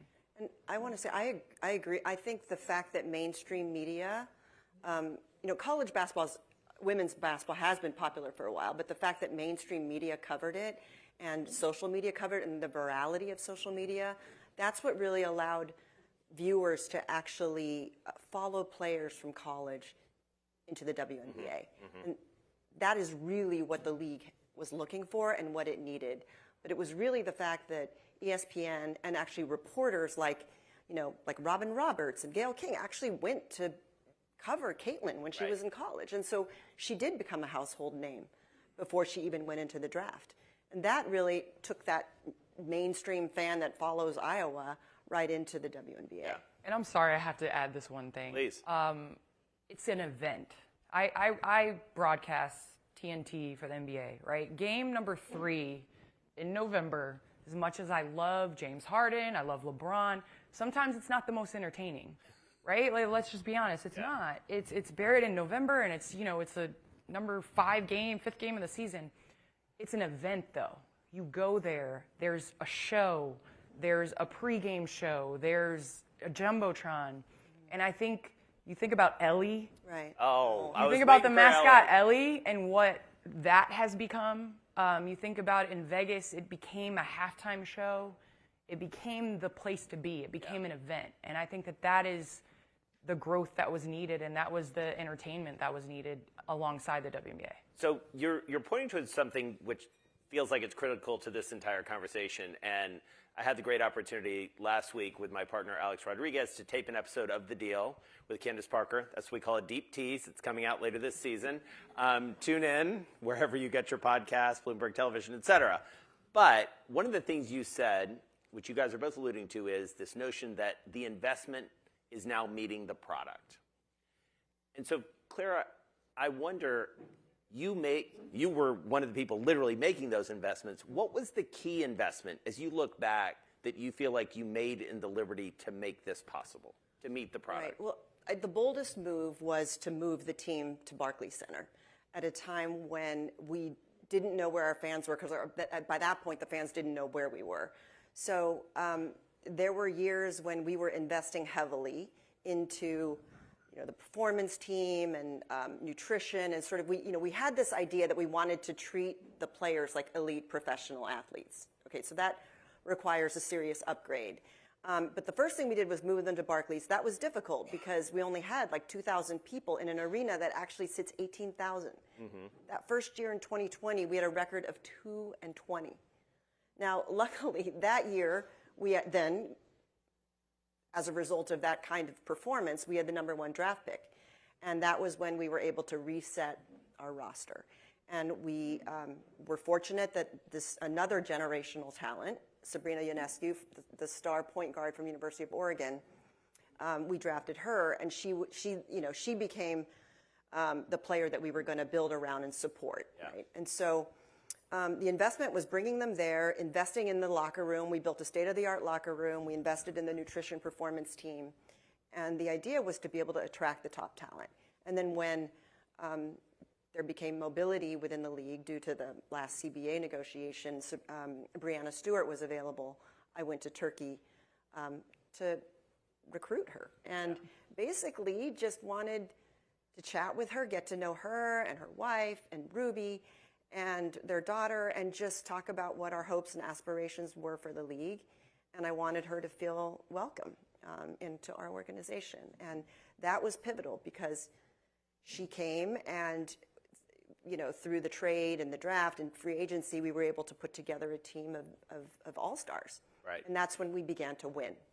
And winning is everything. Because you can have the wall-to-wall entertainment, you can have Ellie, you can have the Timeless Torches, and they are fabulous. I have to thank my team for creating an incredible... The Timeless Torches, can you explain who the Timeless Torches are for this audience? The Timeless Torches are our ageless dance troupe. Please, after this, Google Timeless Torches. Yeah. They are ageless, and they are amazing. Yeah.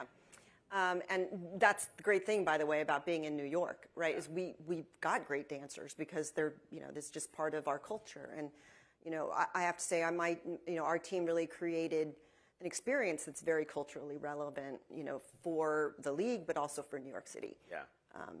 So, Candace, hearing everything that Clara is saying, you have made no secret about the fact you want to own a WNBA team and an NBA team. That's on your vision board. You're also the president of women's basketball at Adidas. So how do you seize this moment as a business person? Where are the investments that you make to take advantage of all this? Well, it's so interesting because years ago there weren't sports funds, and now there are so many that exist. And I think that where women's basketball is right now, we're seeing it as an investment, and I think we've seen it in years past where people have looked at it as a support, as a charity. I think people like Clara have come in and proven its value and proven that it can make money if you invest in the correct and the right way. And so for me, I think it's a unique position to be able to say that you have played, but also you understand the power of building a culture and a power of building something that's sustainable and the player experience behind everything. We look at the NBA as kind of the blueprint, and those leagues didn't really take off until probably around 30. The WNBA is 28 years young, but we've seen the power of player experience. Right. And players elevate their games when that player experience is good. And so for me, during this time, I think it's just unique opportunities that will come about. I have an amazing mentor and business partner in Mark Lazary, who owned an NBA team, owned the Bucks, and then sold. So it's a unique position to be able to be a partner with somebody that has done what a lot of people dream of doing and has done something that and wants to do it again. So that's kind of where I'm at. And fair to say, you guys are all in on women's sports. I mean, Avenue just bought the North Carolina Courage, Yes. correct, in the NWSL, part of that deal. So, Clara, as we think about what happens next, we're Bloomberg after all. We love dollar figures and valuations. We're sitting here in a city where recently an investor group led by Bob Iger, really led by Willow Bay, and Bob Iger, valued at $250 million, the highest valuation ever for a women's sports team. How do valuations go from here? How soon do we see a $1 billion women's sports franchise, do you think? Well, I think I'm on record for saying that in 10 years, I think the New York Liberty can be the first $1 billion women's sports franchise. All right, write it down. What gets you there? Like, what do you need to do to hit that goal? Viewership. It's basically broadening our reach and accelerating fandom. And that's, in attendance, but it's also viewership. And right now, the viewership has obviously improved a lot. Revenues are lagging. And so I think it's because, people want to see that we can, look at that. Look, just within 1 year, it grew so fast, right? So I think that the reason the revenues are lagging are because people want to make sure that that's a sustainable curve, or that it stays at that level and ideally continues to grow. I mean, we are growing at a different rate than all the other, the other major sports leagues. Right.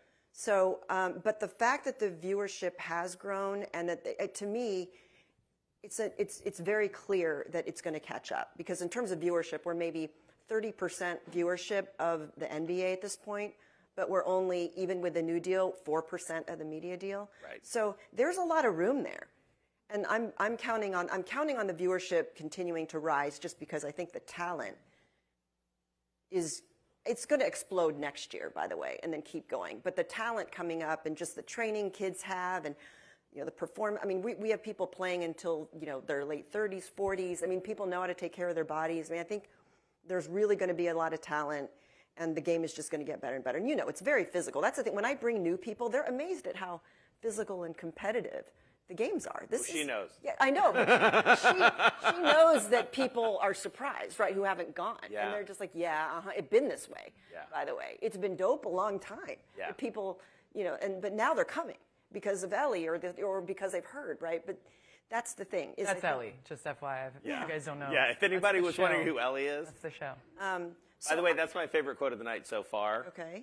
It's been dope a long Yeah, time. it's been- Clara Sai. Yes. Are you been going to use dope. that one? Mic drop. Yeah, mic drop. It's been dope a long time. We're done. No, I'm just kidding. Right. So what do you, you want to be an owner, and again, like, you've got this job now as an executive.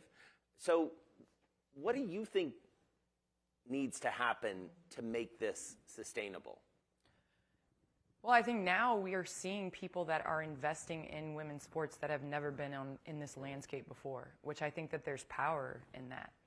If we're able to, as a league, continue to have the reach and to have the investment, like you said, you spoke about leadership.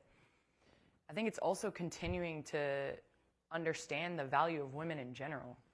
The purchasing power, you look at now how the tunnel fits have become a runway. Right? Now it's fashion. Yeah. Did you see our off-white jackets? I did. I saw that. I wanted to hit you up and ask you for one. But it's so interesting, because I had the benefit of sitting with one of the founders of Skims, and he said, now we're looking at a landscape where during our parents' generation, they were actresses and actors that were the superstars and the megastars. And now we're into a generation where it's the sports stars that are having that same impact and that, that cultural touch and input and things like that within what drives culture. And so I think it's continuing to capitalize on that and lean into it as a league. And just, like you said, let's just not make this a charity. Let's really invest and invest in the right way. And I think we have owners now that are coming into the league that are willing to do that. But that's the main thing that's changed, though. That's new. That is new, because when we invested, it was definitely a distressed asset. I would call it undeniably a distressed asset, and it was like a charitable endeavor. But now, so much wealth is starting, private equity is coming in. I mean, it is a business story. Yeah. And the valuations reflect that, as you just mentioned, right? So that's what's really changed. It is definitely a business story. And so what does the league need to do? I mean, what do you need to do as the current owners to sort of encourage, to make it possible for Candace to come in with a group, for other like-minded people to come in? For Candace to invest, you mean? To Yeah. be able to invest in a team? Okay, well, I would say you need to invest smartly, and you need to invest with a great team. Okay, you've started with Mark Lazary. There are others out there. And you don't even have to be investing in women's sports right now. I mean, you should just invest in good businesses. Mm-hmm. And, I love the story of Junior Bridgman. Yeah. He's a minority investor a significant minority investment in the Milwaukee Bucks. But he is, do you know his story? Mm-hmm. Okay. So just really quickly, he played for the Bucks for, I think, 10 seasons, and his jersey's retired there, so it hangs up in Fiserv. And he was really interesting. I think he scored double digits for 8 consecutive seasons as a bench player. And so he holds a lot of records for points coming off the bench. But when he retired, he started to invest in restaurants.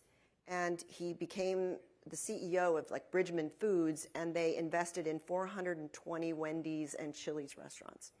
And then in 2017, he bought the Heartland Coca-Cola bottling company. He became an independent bottler of Coca-Cola. And obviously, he made a nice sum to be able to take a significant stake, because now the valuations, especially for an NBA team, are through the roof. And so to that point, I mean, are you seeing, Candace, I mean, you are unique in your talent and your ambition to some extent, and yet you're also, it feels like, part of a generation of athletes who are taking this entirely much more seriously from a younger, you started investing, you started doing business. What was the catalyst for you?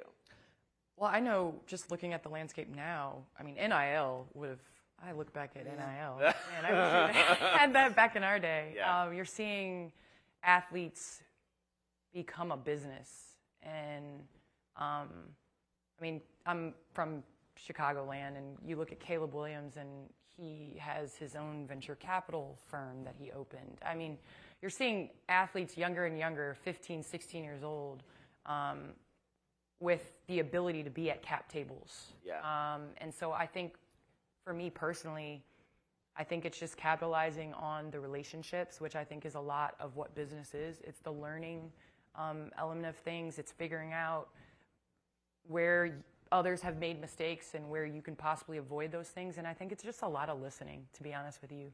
I think that's a important thing to learn. But I also want to say that in years past, I think people were hesitant to approach women to be at cap tables, especially as women athletes. Didn't think that we could write the checks or we could bring value. And I think that's turning around now, and you're seeing more people and more, especially female athletes. I sat on a panel last week with Alex Morgan, who has a number of businesses coming from soccer. So I think now the doors are opening up, and I think the table is getting a little bit bigger, and we just need to take advantage of it and continue to try to open up more doors for the next. Final word to you, Clara. What's the advice you give your players? I would imagine they come to you with some of these same questions. What's the advice you give them in terms of building into being the next Candace Parker or the next Clara Tsai? Learn the business, as particularly, a lot of them want equity eventually, right, people want to have an ownership stake. Sue Bird was the face of Seattle Storm, which made them who they are, right? And they gave her a little piece. So I think, understanding the business is really important. I mean, right now, what I tell the players, well, I always say, and I got this from actually Michael Strahan's interview with you guys, when he said, you can win, have a great career, but you actually need a championship. So, I think we're all focused, I think for them in their careers, winning a championship, they have to. Just win. Just like, What's something like a what? Going into the finals tomorrow. Yeah, it's like, Let's win. Just Let's win. But and I think you have to be able to say you're a champion. Yeah. And so but this team thing is with women in our team. I mean, they're so determined, and I don't really have to say very much. Right. They're super motivated. They got it. But I think for them, they want at this stage, it's sponsorships. We want to just continue to try to drive opportunities to them. All right. Well, go Liberty. Okay, thank you. Don't tell Alex Rodriguez I said go Liberty because he has the links. But we're going to say in this room, go Liberty. Thank you both so much. Thank you. Thanks.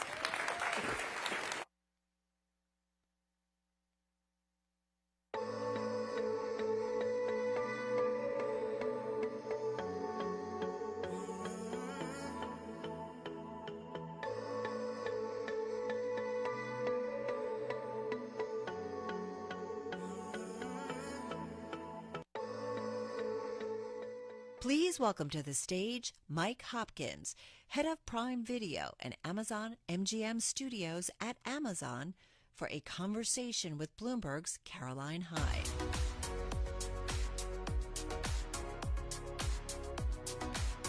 To watch a bit of WNBA on Amazon now. We have the WNBA this season too, but then we'll have a lot more of it next year. You have been so busy, Mike, and I just want to go over what 2024 has meant to you. There's not much on the internet about someone who has one of the biggest jobs in entertainment. We call it humble, we call it smart, but I've been rifling through your back history, and I know that you first started selling door-to-door ads, basically, and now we're back doing ads. But before we get into ads, I want to hear about 2024 and just what a mega year it's been. Yeah, thank you. Well, thanks for having me. It's nice to meet you in person too. Yeah, same. Yeah, it's been a big year for us. A lot of it obviously the groundwork was laid over the last 3 or 4 years, but we started the year on the programming front with a little movie called Saltburn. Anybody see Saltburn here? And that just kind of blew up the internet and became a big hit for us in January. Us Brits, we do that. Yeah, it was big. I have the toilet in our or the bathtub in an office in London. I do. Anyway, oh God, how did we get there? Carry on. What else do we have? But then right after that, we had a couple of additional movies that launched. Roadhouse was a big hit for us at the beginning of the year, and same with Idea of You. And then we had Fallout, became a big global franchise for us. Boys Season 4 was amazing. And obviously, we just had Lord of the Rings of Power finale last week. So it's been. And you're watching all of this yourself? Oh, every minute, multiple times. But so on the programming front, Jen Salke and her team have really started to hit a cadence of hits that we're really proud of and excited about. And what's coming in the future, I'm even more excited about. Yeah. Let's dig in a little bit on the advertising side of things, and indeed, sort of what. Obviously, people are coming to you for the content, but how have you managed? What have you learned in those 9 months? It was January the 29th when you first turned it on. Yeah. How many of us are paying to not get ads? Yeah. Well, we don't disclose those numbers publicly, but you're just quite friends. honestly, not as many as you would think. The advertising load is very light because of the way we offered advertising on Prime, and so far we've been happy both on the customer side because we've not seen the levels of churn or cancellations that some might have thought, and on the advertiser side, it's been really exciting to see the response from advertisers. We just finished our first upfront a couple months ago, and we exceeded our expectations there, and we're just excited to see what happens in the future here. Can you increase prices on the ads? Well, we like the CPMs we got. I think we held price pretty well. I think when you put this amount of inventory into the ad market, it annoys some competitors. It's going to put some pressure on pricing, but we're happy with where we ended up. Okay. And what, therefore, about third-party platforms as well? I mean, we're starting to see that with Netflix offering it to Google or some of the inventory. Would you go there?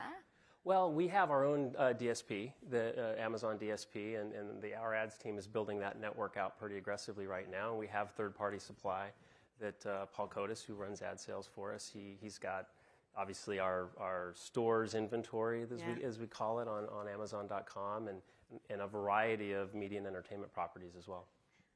I know you don't disclose numbers, but Bloomberg Intelligence, just to give them a little nod, they thought that $2 billion could be your run rate for ads for 2024, could run up to $5 billion for 2025. Are they sort of ballpark? We'll see. I like the sound of those numbers, though. Okay. Achievable? Achieved? We'll see. Okay, okay.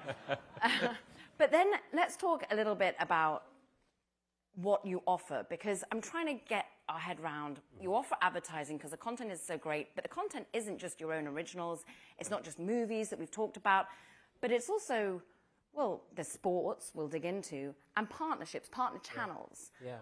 Why bring in other partner channels? Yeah. What's in it for them? Yeah, well, so what we've tried to become over the last 4 or 5 years is, a first-stop entertainment hub for consumers around the world.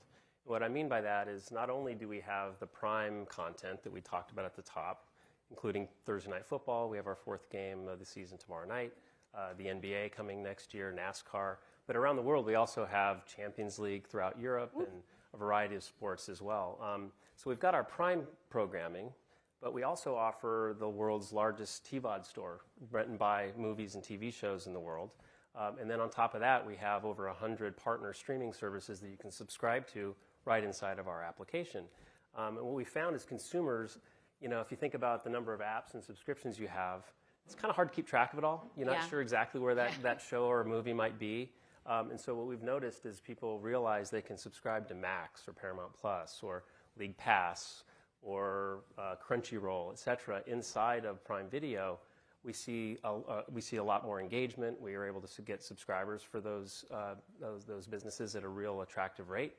And it's an exciting part of our business. In fact, we're going to announce tonight that we are adding Apple TV Plus to our Prime Video channels propositions in the not-too-distant future. And why? Why Apple TV Plus? Well, they have great programming, and we've had a good partnership with Apple on a number of fronts. But our companies do a lot of business together, and I want to thank Eddie Q, who I know isn't here tonight, but he and his team have done a great job with this deal, and we're excited to get it going. What's in it for Apple? Well, I think what we offer channel partners is hundreds of millions of subscribers around the world that have access to their channel. Hundreds of millions, 200 million. There's another number we don't talk a lot about, but you can probably easily find information about me than our number of subscribers online. Yes, you were hard enough. But I think having this engagement around the world with Prime members accessing Prime Video is a real great platform for other partners to be able to reach them.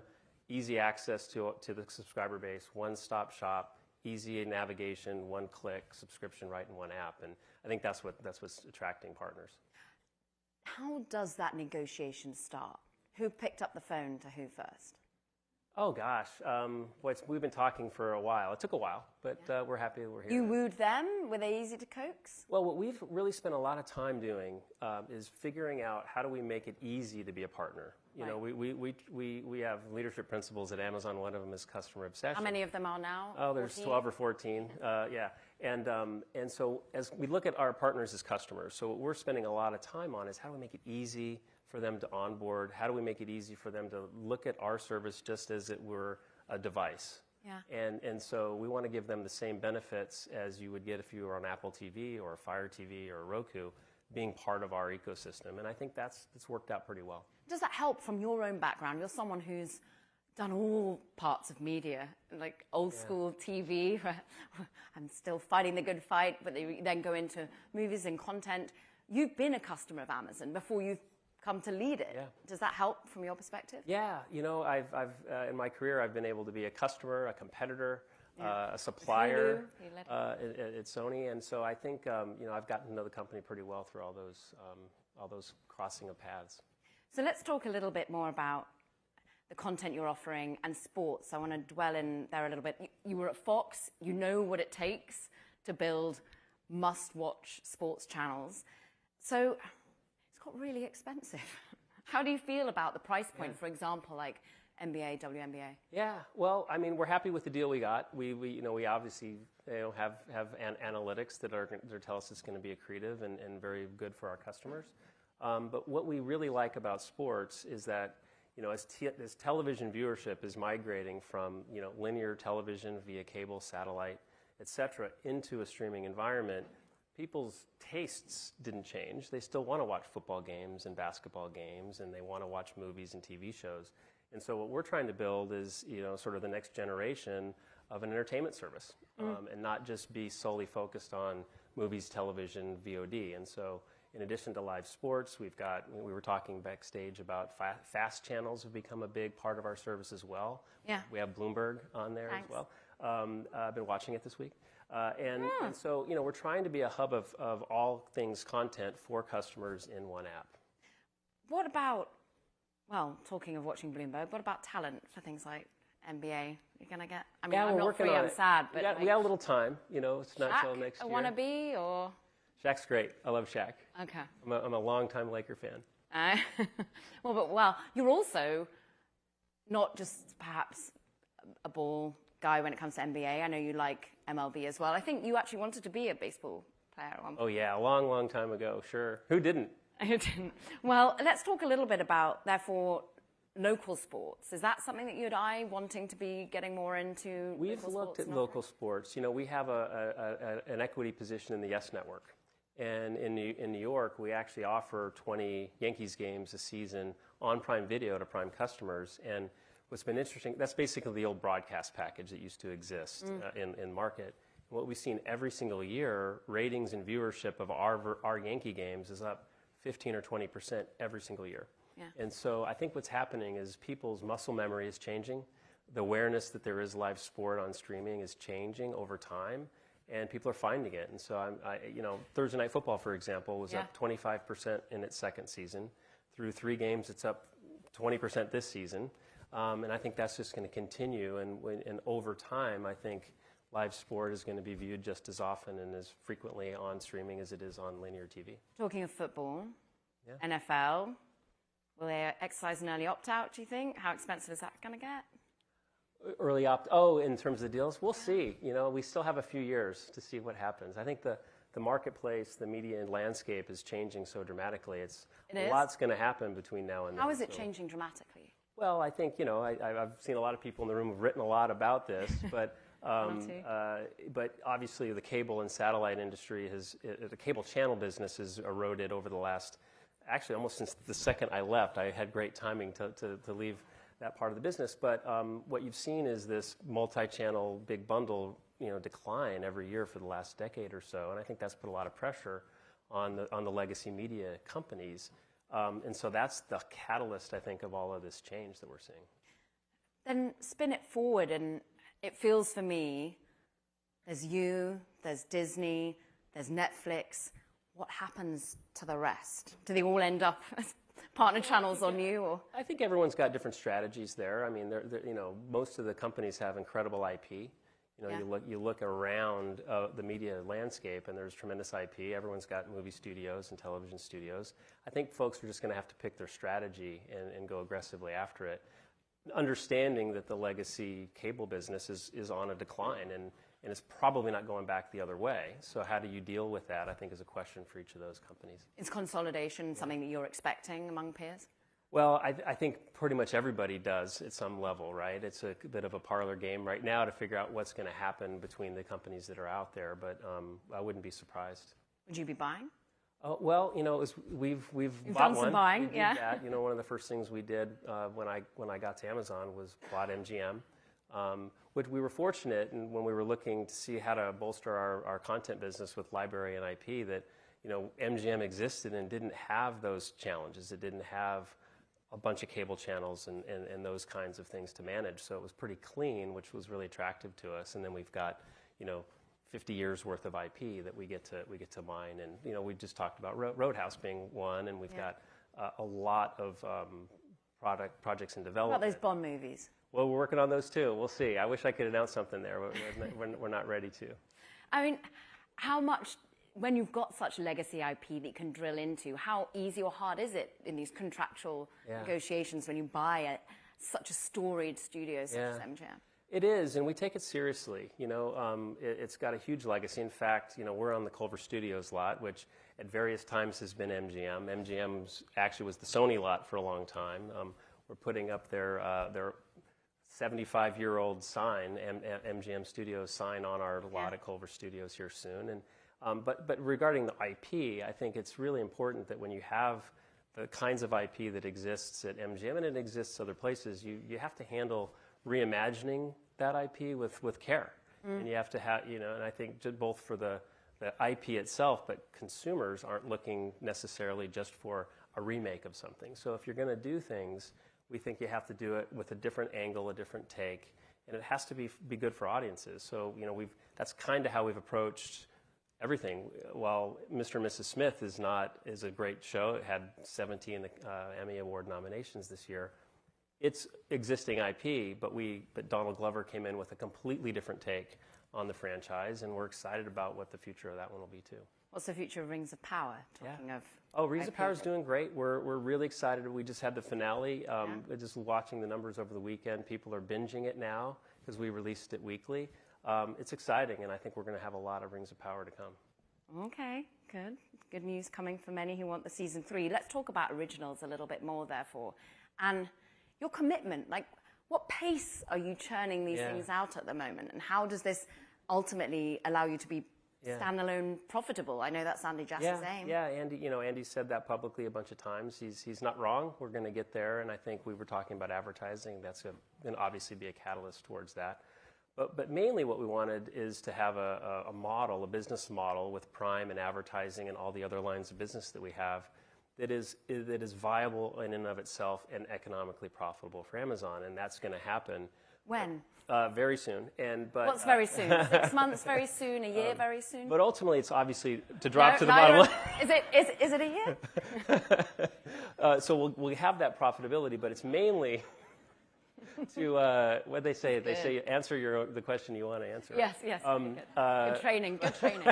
But mainly, it's because we want to invest more. And so, what I think what's really exciting is that with the additional revenues that we're generating, we're pouring it back in. I don't know that we would have done the NBA, for example, if we weren't doing advertising. And I know that we wouldn't be making as much programming over the next couple of years as we're going to if it weren't for these new revenue streams. And so our intent is to put this back into the programming, back into the business, so that we can drive more consumer adoption to our services and really for the consumer. So we're excited about all of those things. When you think of a consumer who's suddenly inundated with a whole wealth of content they can never hope to watch, how are you serving it to them? I think of Amazon, I immediately think of artificial intelligence. I mean, is that the way that you lean into a consumer experience right now? Well, when I was talking about this first stop entertainment service that we're building, we have a lot of programming. We have more content on our app than any other app out there when you include all of our partners, the TVOD catalog, Prime. And so recommendations, personalization is a hard challenge for everyone. It's really hard when you have all the brands that we have.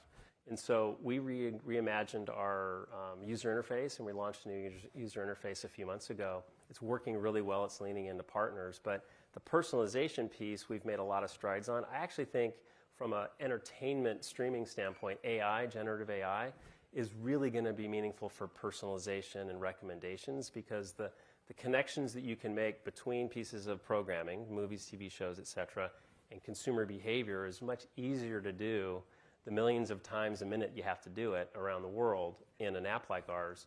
And so that's, I think, for us going to be the big consumer-facing aha moment. I don't know that it'll be like, all of a sudden people go, oh, gosh, they have better personalization. But it's going to happen, and you're going to see it over the next year or so as we adopt it. That's a lot of tech investment. I imagine the sheer infrastructure investment you've had to put in to carry live events, sports is extraordinary. Are you going to lean ever more into live events? Are there going to be these tentpole moments? Yeah, well, one of the things that I found when I started in a couple weeks before the pandemic, so not that long ago really, is that the company had done a lot of investing, mostly in Europe, on live streaming. If you go back to like 2018, 2019, it wasn't obvious that you were going to be able to stream premium sports at scale exclusively anywhere in the world. People would say it would break, it won't work. And so they had done a really good job of the infrastructure investment, working with AWS. I won't get into all the technical specifics there, but they proved it out. And I think the fact that the company had made that investment paved the way for us to do a deal with the NFL and then ultimately the NBA. And so I look at that as a pretty big advantage for us, that we've got that investment. And We're able to do it. I think leagues have come to trust us that we're going to be able to do it in a way that's a great experience for customers and represents their sport really well. So it's definitely something we're going to lean into. So it sounds like you're leaning into everything. Am I right? Well, we do talk a lot about prioritization. So you really can't be all things to all people. But I think, we're Amazon, and we want to be a lot of things to a lot of people. So it does mean that we're doing a lot of different, covering a lot of ground. Because consumers, we have, like I said, hundreds of millions of consumers around the world accessing our app, using it. Everyone's different. Everyone's got different tastes. And so if you're gonna be successful in a business like this, you can't be that narrow. You actually have to be broad. And so, I like to say we're sort of a broadcast network on steroids, or it's 5-dimensional chess to try to figure out what does everybody in this room want to watch tonight, right? Everyone's got a different set of tastes and behaviors and things they want to watch. Yeah. And so it's an exciting part of the business, and I think we're probably in like the first or second inning of that journey, but we're getting better every year at it. What's your taste? What's the one thing you love, the best thing you've ever commissioned or loved to watch? Oh gosh, I think the first thing not the first thing, but the first big commissioning show. Stuttering all of a sudden. The first thing that we commissioned when I was at Hulu that was big was The Handmaid's Tale, and I'm super proud of that. And I actually get to be on the other side of it because MGM makes The Handmaid's Tale for Hulu. So that was great. I think in terms of what my tastes are, I like a lot of TV and movies. There's not a lot of things I don't like, but things that I'm really into right now, I guess, is that kind of... Or tell us one thing on the slate that you're excited about. Oh, on the slate coming? Well, I'll give you two. The first one is Red One, big movie we're launching in about a month. I just watched the ad for it. Dwayne Johnson, Chris Evans. It's really good. I've seen it half a dozen times. It's exciting. I think it can be a real franchise for us. And then we're reimagining the Alex Cross. Anybody see the Alex Cross character? So we have we have Cross coming as well in the fall, and it's really good. And those are the two things I'm really most excited about coming in the fall. Okay. Well, we're excited to have had you here to talk it through, what you've got on your slate. Thank you for piecing together a very broad and everything. Yeah, well, thanks for having me. Store, it would seem. Thank you so it. much, Mike. What a joy. Listen carefully. Can you hear the rhythm in the markets? Not just in the syncopations triggered by inflation, but in the preludes leading to global elections, in the dissonance that moves the Nikkei, and the rising chorus conducted by AI. There's music in the markets, and if you want to learn to listen for it, we'll show you how. Please welcome to the stage Ali Rivera, head of multi-genre and live music at YouTube, and country singer and songwriter Cece, for a conversation with Bloomberg's Shartia Brantley.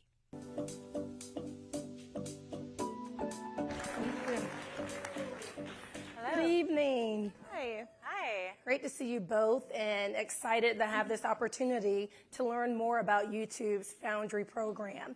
Ali, can you kick things off? Can you provide an overview of Foundry, and what specifically are you guys doing to support artists such as Cece? Yeah, first of all, I have to say I'm honored to be here opening for Snoop Dogg. I know why you're here. But yeah, I'll tell a quick story. Foundry actually started about 10 years ago because me and the team were sending around videos of these incredible developing artists that were like doing covers, and just like we wanted a way to get in touch with them. And we figured out like, hey, let's start this program. It's changed a lot over the years, but we built a program about 10 years ago, and one of the first artists in our program was actually Dua Lipa, which is very crazy to see her now. But I'd say the program was built because it can be hard to be a developing artist on YouTube. There's a lot of content, a lot of artists, a lot of noise. So at a basic level, we are there in service of helping an artist break through the noise. I'd say we have a lot of very passionate people on our music team that are devoted to indie artists, and we are always sending around looking for the like hippest, buzziest artists around. So I think we do a pretty good job of finding those artists. We're very diverse in what we do, and the goal is really to help an artist like better navigate our platform, build their career on their own terms, and get to that next phase of their career. I'll say one more thing and then I'll pass it. A few of our artists that are in our program this year, Tommy Richmond, Cash Cobain, Suki Waterhouse, and of course, new to our program, CeCe Frey. That's right, guys. And congratulations on being selected for the program. Can you share a little bit about your journey and what are you expecting out of this program and this opportunity? Honestly, this is really a full circle moment for me being a Foundry artist. I think one of my first experiences was more years ago than I care to admit, was putting my own videos of cover songs on YouTube. And that was my first time really being seen by masses of people. And now to be a Foundry artist and using the platform to really marry the visual and create a world for my music to live in. All those years ago, that was really the beginning of my dedication to making sure that the visual really stood with the music and really created a world for my listeners and my audience to live in whenever they hear the music. Mm-hmm. And with that, as we know, Allie, exposure is everything. So how are you assisting CeCe and the other artists with getting access to opportunities such as Coachella, for example? Oh, the Coachella. Well, I would say at a basic level, Coachella is sort of like the unicorn here. But we provide Foundry artists with just access to our teams, our artists and label teams, our experts, and we're really teaching them the platform on a very basic level. Like, we want them to be experts on our platform. We do a lot in terms of marketing support and opportunities across Google and YouTube that you wouldn't have access to if you were not Foundry. And I would say across the entire company, people look to us in the Foundry program like, who's poppin', who do I want to work with? Like, tell us your list because we want to work with them. So it's an ongoing badge, I think, that you wear. Like, we have our alumni that we've been working with for the last 10 years, and they're all still part of our YouTube fam. Mm-hmm. Do you want me to talk about Coachella specifically? Coachella, I would say Coachella is like the Foundry at the highest scale. And I think that people at Golden Voice do a lot of what we do with Foundry. They put developing artists on their roster, and they take chances on them. And so you see that when people get the lineup and they go, I don't know half of these people, but they're like us taking a chance on some artists that we believe in. And we've been really lucky to see, I work on Coachella, and we've been lucky to see several of our Foundry artists make it onto the stage. It's an aspirational part of it, but it's just one part. Mm-hmm. We're short on time, so we must wrap shortly. But CeCe, what's next for you? You are a visual artist. I watched your video, Cowboy Cry, and it is just stunning, the visual. So you're multi-talented. You design your own outfits. You produce your own videos. So what's next? I mean, we have more music coming, so I cannot wait for you guys to hear what I have next. On October 25th, I'm dropping my next single. It's called All Boots. You guys will hear it tonight, so I'm very excited to play it. Oh, yeah. And honestly, thank you so much. I'm just so excited to continue working with YouTube and just seeing what amazing things that we can do together and really utilize the platform to be a visual artist. It's just, there's no better place to do it. Wonderful. We must leave it there. And she's right. She's performing during the after party, so please stick around. Thank you both so much. Thank you. Thank you.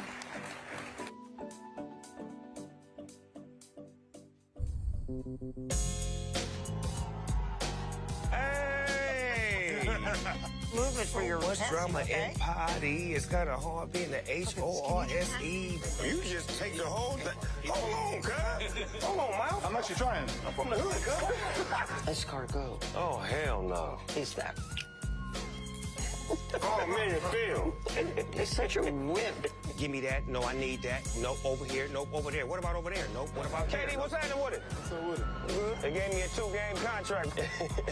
Man, I am the player. Wingspan, lung power. You just described me. You said Wingspan, lung power. I definitely have great lung power. Please welcome to the stage the one and only Snoop Dogg for a conversation with Bloomberg's Lucas Shaw.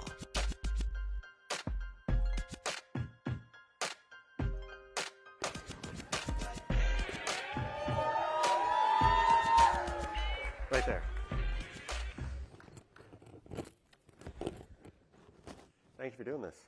Scrag-a-like. I'm just doing my best not to check the Dodgers score. That's my... we just saw the teaser from the Olympics. I'm curious, how did the opportunity to do the Olympics come about, and how did you prepare for it? I believe the prior Olympics, me and Kevin Hart, we was doing something where we had like a highlight show that was after the actual events, and it did well. And I believe the people at NBC was looking at, who I am and what I could do. So we had a conversation about moving into the actual Olympics and being there and physically showing up and, letting me be a part of the production as far as producing certain elements of the Olympics. And I think it went well, you know what I'm saying? Because we was trying to represent peace and love and just show what an American really looks like outside of politics.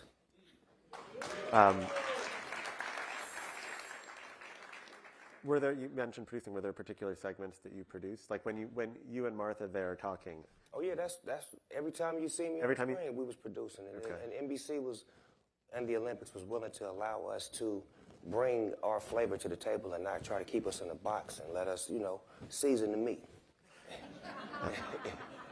Was there a sport that ended up being your big surprise, your favorite to watch? Actually, fencing was fun to watch. I always loved swimming and gymnastics, but to see gymnastics up close and personal and to see how high they was jumping, and it's real intense.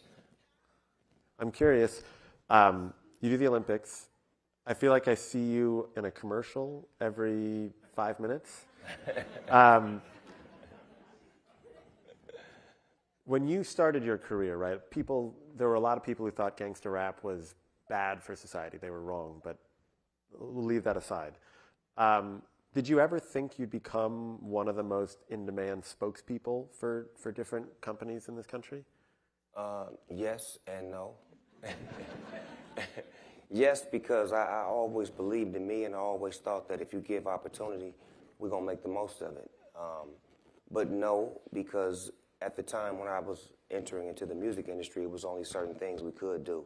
It was certain things that wasn't legal, that are legal now. Do you feel, you're obviously joking a little bit, but do you feel like growing acceptance of weed has kind of smoothed the path for you and made you kind of more presentable for companies? I think it's the medical side of it is being brought forward a lot. Usually when medical is the first word, then you have more understanding. Because I've had people in my family who dealt with cancer and certain, illnesses, and cannabis and THC has helped them, ease the pain and have a smooth transition. So it's like, and then I look at my career and look at me and look at what I look like. And I look at some people in the industry and what they look like. And maybe they do alcohol and this and that and the other, but I do weed and I look like this. Like, you know what I'm saying? Like 31 years later.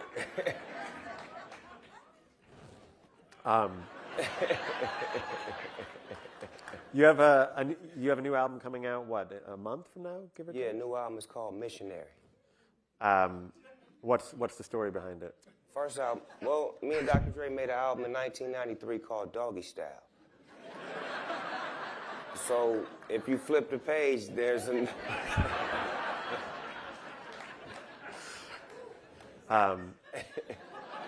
This is your...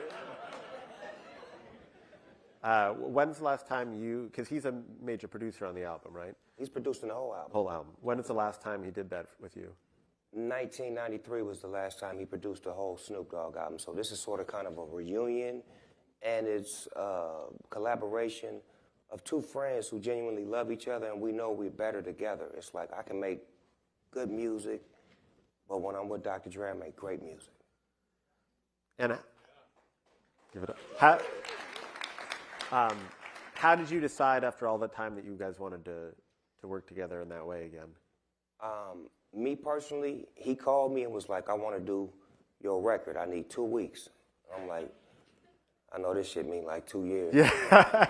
Every Dre album, you're waiting 5-7 years for it. But in my mind, I made it up that I'm going to go back to being Snoop Doggy Dogg. I want to be the student, the kid, the passenger, I want to humble myself and go in the studio with him and allow him to, you know, work on me and tell me what I need to do and produce me, and not me try to fight him and think that, oh, I'm a star now, I can tell you what I think is best for me. No. You discovered me. You seen me when I was a rock. You created this diamond, so I'm going to allow you to shine it one more time.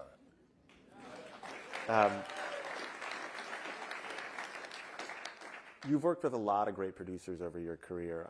I'm curious, how would you compare working with Dre to working with someone like Pharrell, you worked with on some albums about 20 years ago? Well, when I work with Pharrell, me and Pharrell's relationship is more like friends. So when you're working with your friend, he's more easier to let me get away with things. You know, like, oh, that was dope. That was dope. Dr. Dre be like, nah, do that again. No, you said, it was too hard on your P's, huh? You were supposed to say player, you said player. Are you serious? Enunciation, pronunciation with Dr. Dre is everything. With Pharrell, he likes slang, he likes raw, he likes the uncut Snoop Dogg where it's not as polished. You know what I'm saying? Like that's, his threshold is to have the raw version of Snoop Dogg. Dre is to have the perfection version of Snoop Dogg. Yeah, I'm curious, you described with Pharrell it's like friends. It's not like that with Dre? No, Dre is like big brother, like it's a different relationship. Like big brother and friend is two different things. Like your friend wouldn't say certain things to you because he's your friend.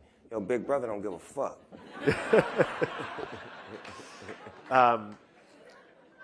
I've seen you talk a lot in the press about how and a lot of artists say this, like they don't make that much money from streaming, right? That you make money from other ways, but you still chose to buy a record label. Mm-hmm. Obviously, a lot of emotional resonance for you with Death Row. I'm wondering, how did you make the decision to buy it? And now that you've had it for a little while, what are you planning to do with it?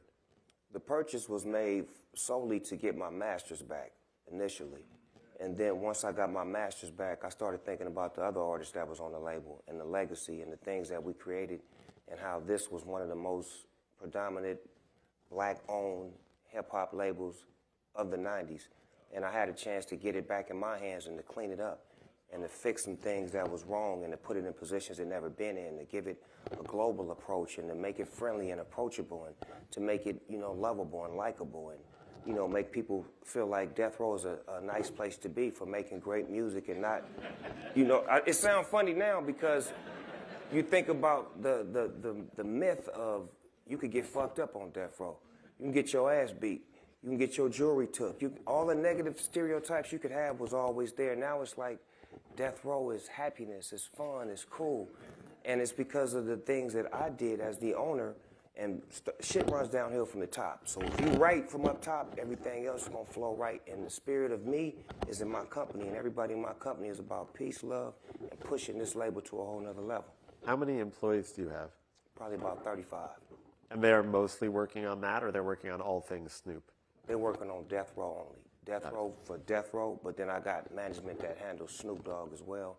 And then I got like me, myself, who is the Snoop Dogg machine. So it's like, you know what I'm saying? So I have to thank myself sometimes because I'm the actual machine.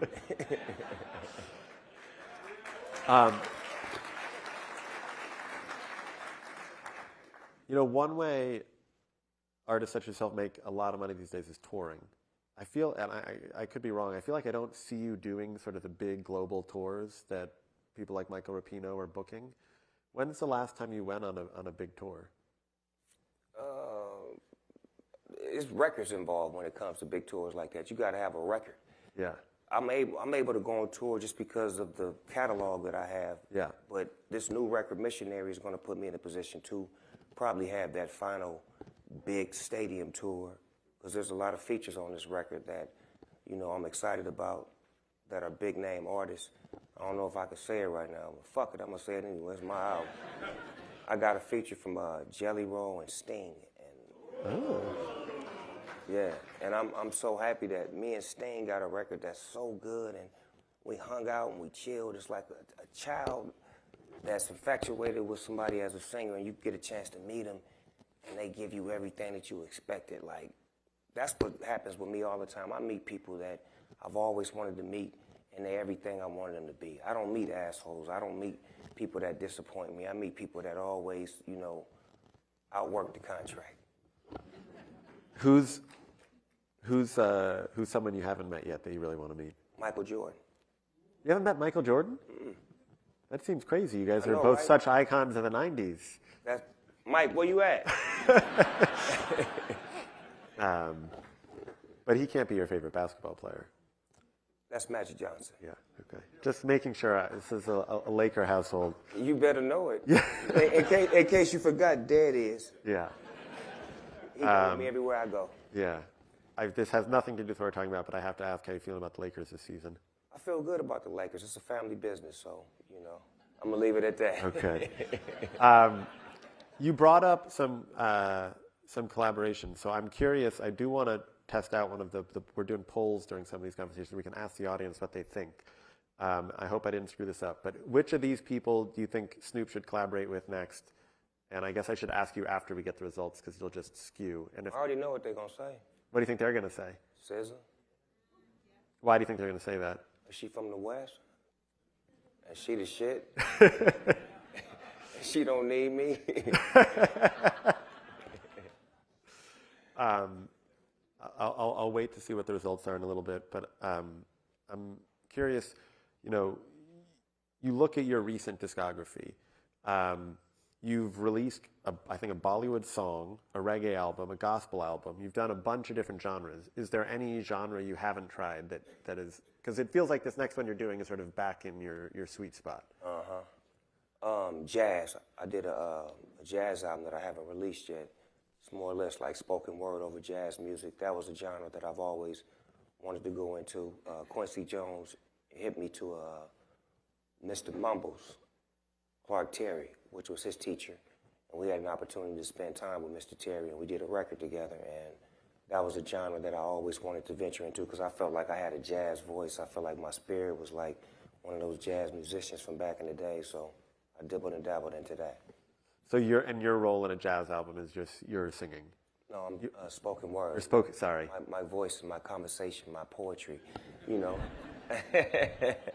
Flowetry. I think exactly. You're right. SZA's got the win, but it's close. Bad Bunny and Sabrina Carpenter. Bad Bunny, my homie in real life, though, so they already know that that's an easy collaboration. And then. But he's not on the new album. No. I didn't go to Latina. If you met someone who had never heard your music before, where would you tell them to start? It depends on how old are they. I'm assuming the only type of person who'd never heard your music before is probably under 18. No, I got kids' music, Doggyland, #1 albums right now. And a kid's show, right? I have a song called Affirmations, right? It's a song that we created, and they teach this song in different elementary schools around the whole world. Before the school starts, the students sing this song about affirmations. So I got records that reach a demographic of babies because I have grandkids and they wasn't paying attention to me. So I have. Okay, so is there a demographic you feel like that doesn't know you then? How are you doing with the 75 plus? Martha, you mean Martha Stewart's homegirl? We got this thing covered, don't we? Don't trip. I want to ask you a core hip hop question. So I saw an interview earlier this year where Tyler, the Creator, was talking. And he was kind of upset because he felt like every rapper right now sounds the same. And that when he was coming up, everyone had a different sound. When you were coming up, there were a bunch of different sounds. Do you agree with that? Like, where do you think hip-hop's at right now? It's about to reset. The whole music industry is about to reset itself. It usually happens like that, you know. Repetition, breakthrough, originality, we back on again. Yeah. That's what the music industry is about. You know, right now, talent is not at the foreground, but talent will be put back into the foreground. Why do you feel like talent's not? Because it's so easy to make music. You can go Instagram, Snapchat, this, 15 seconds of fame. I'm a star, I'm this, I'm that. I got followers, I got likes. Them motherfuckers ain't following you. But you know, you got that philosophy that you could be a star. When I came up, you had to have conversation. You had to have showmanship. You had to have, you had to rap through the microphone. Like, not play the song and rap over the song. You had to, like, I want to hear you just like I heard you on the record. I need to hear you on stage, and I believe that element has been taken out, but it will be, reinstated. Yeah. Do you have people coming up who you feel like will be a part of that? There's a lot of people making great music right now, and they should be, commended, but there's so many to name.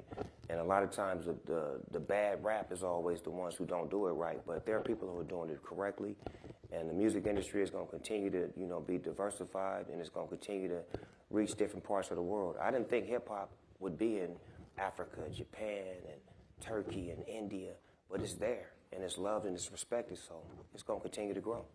I'll ask you one more West Coast question, since I know the answer. Where did you land on the Kendrick Drake beef? Where did I land? Yeah. What did you make of it? I was in the sky smoking weed. That's where I landed, you know what I'm saying? Because, like, when grown men have, situations as another grown man, it's your job to get out their motherfucking way and let them handle their business, you know what I'm saying? Because at the end of the day, they both my nephews, so whatever misunderstanding or disagreement that they have, I'm pretty sure they could get an understanding without Uncle Snoop getting involved. Okay.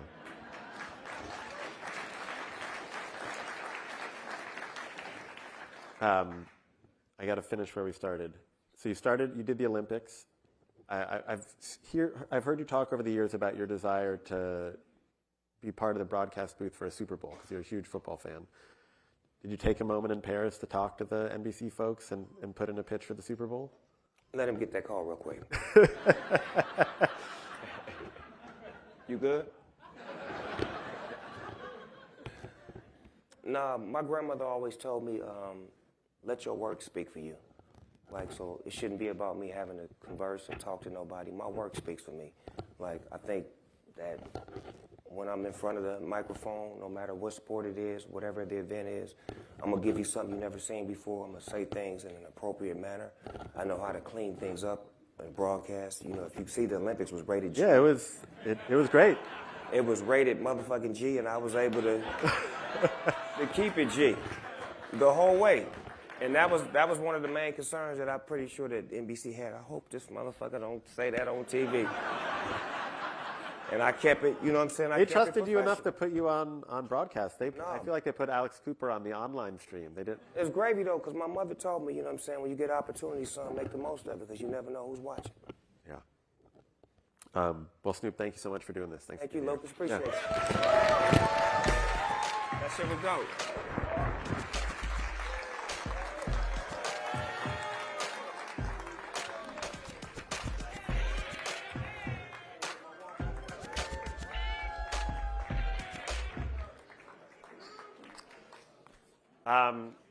Don't go anywhere just yet. A couple of things, I promise, although if you're rushing to take a photo of Snoop Dogg, I guess I can't stop you.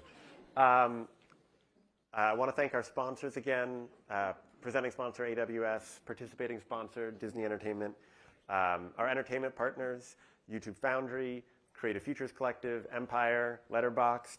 For tomorrow, we're going to get started around 8:30 with breakfast, if you want that. I will be taping a live episode of The Town on the studio stage over there around 9.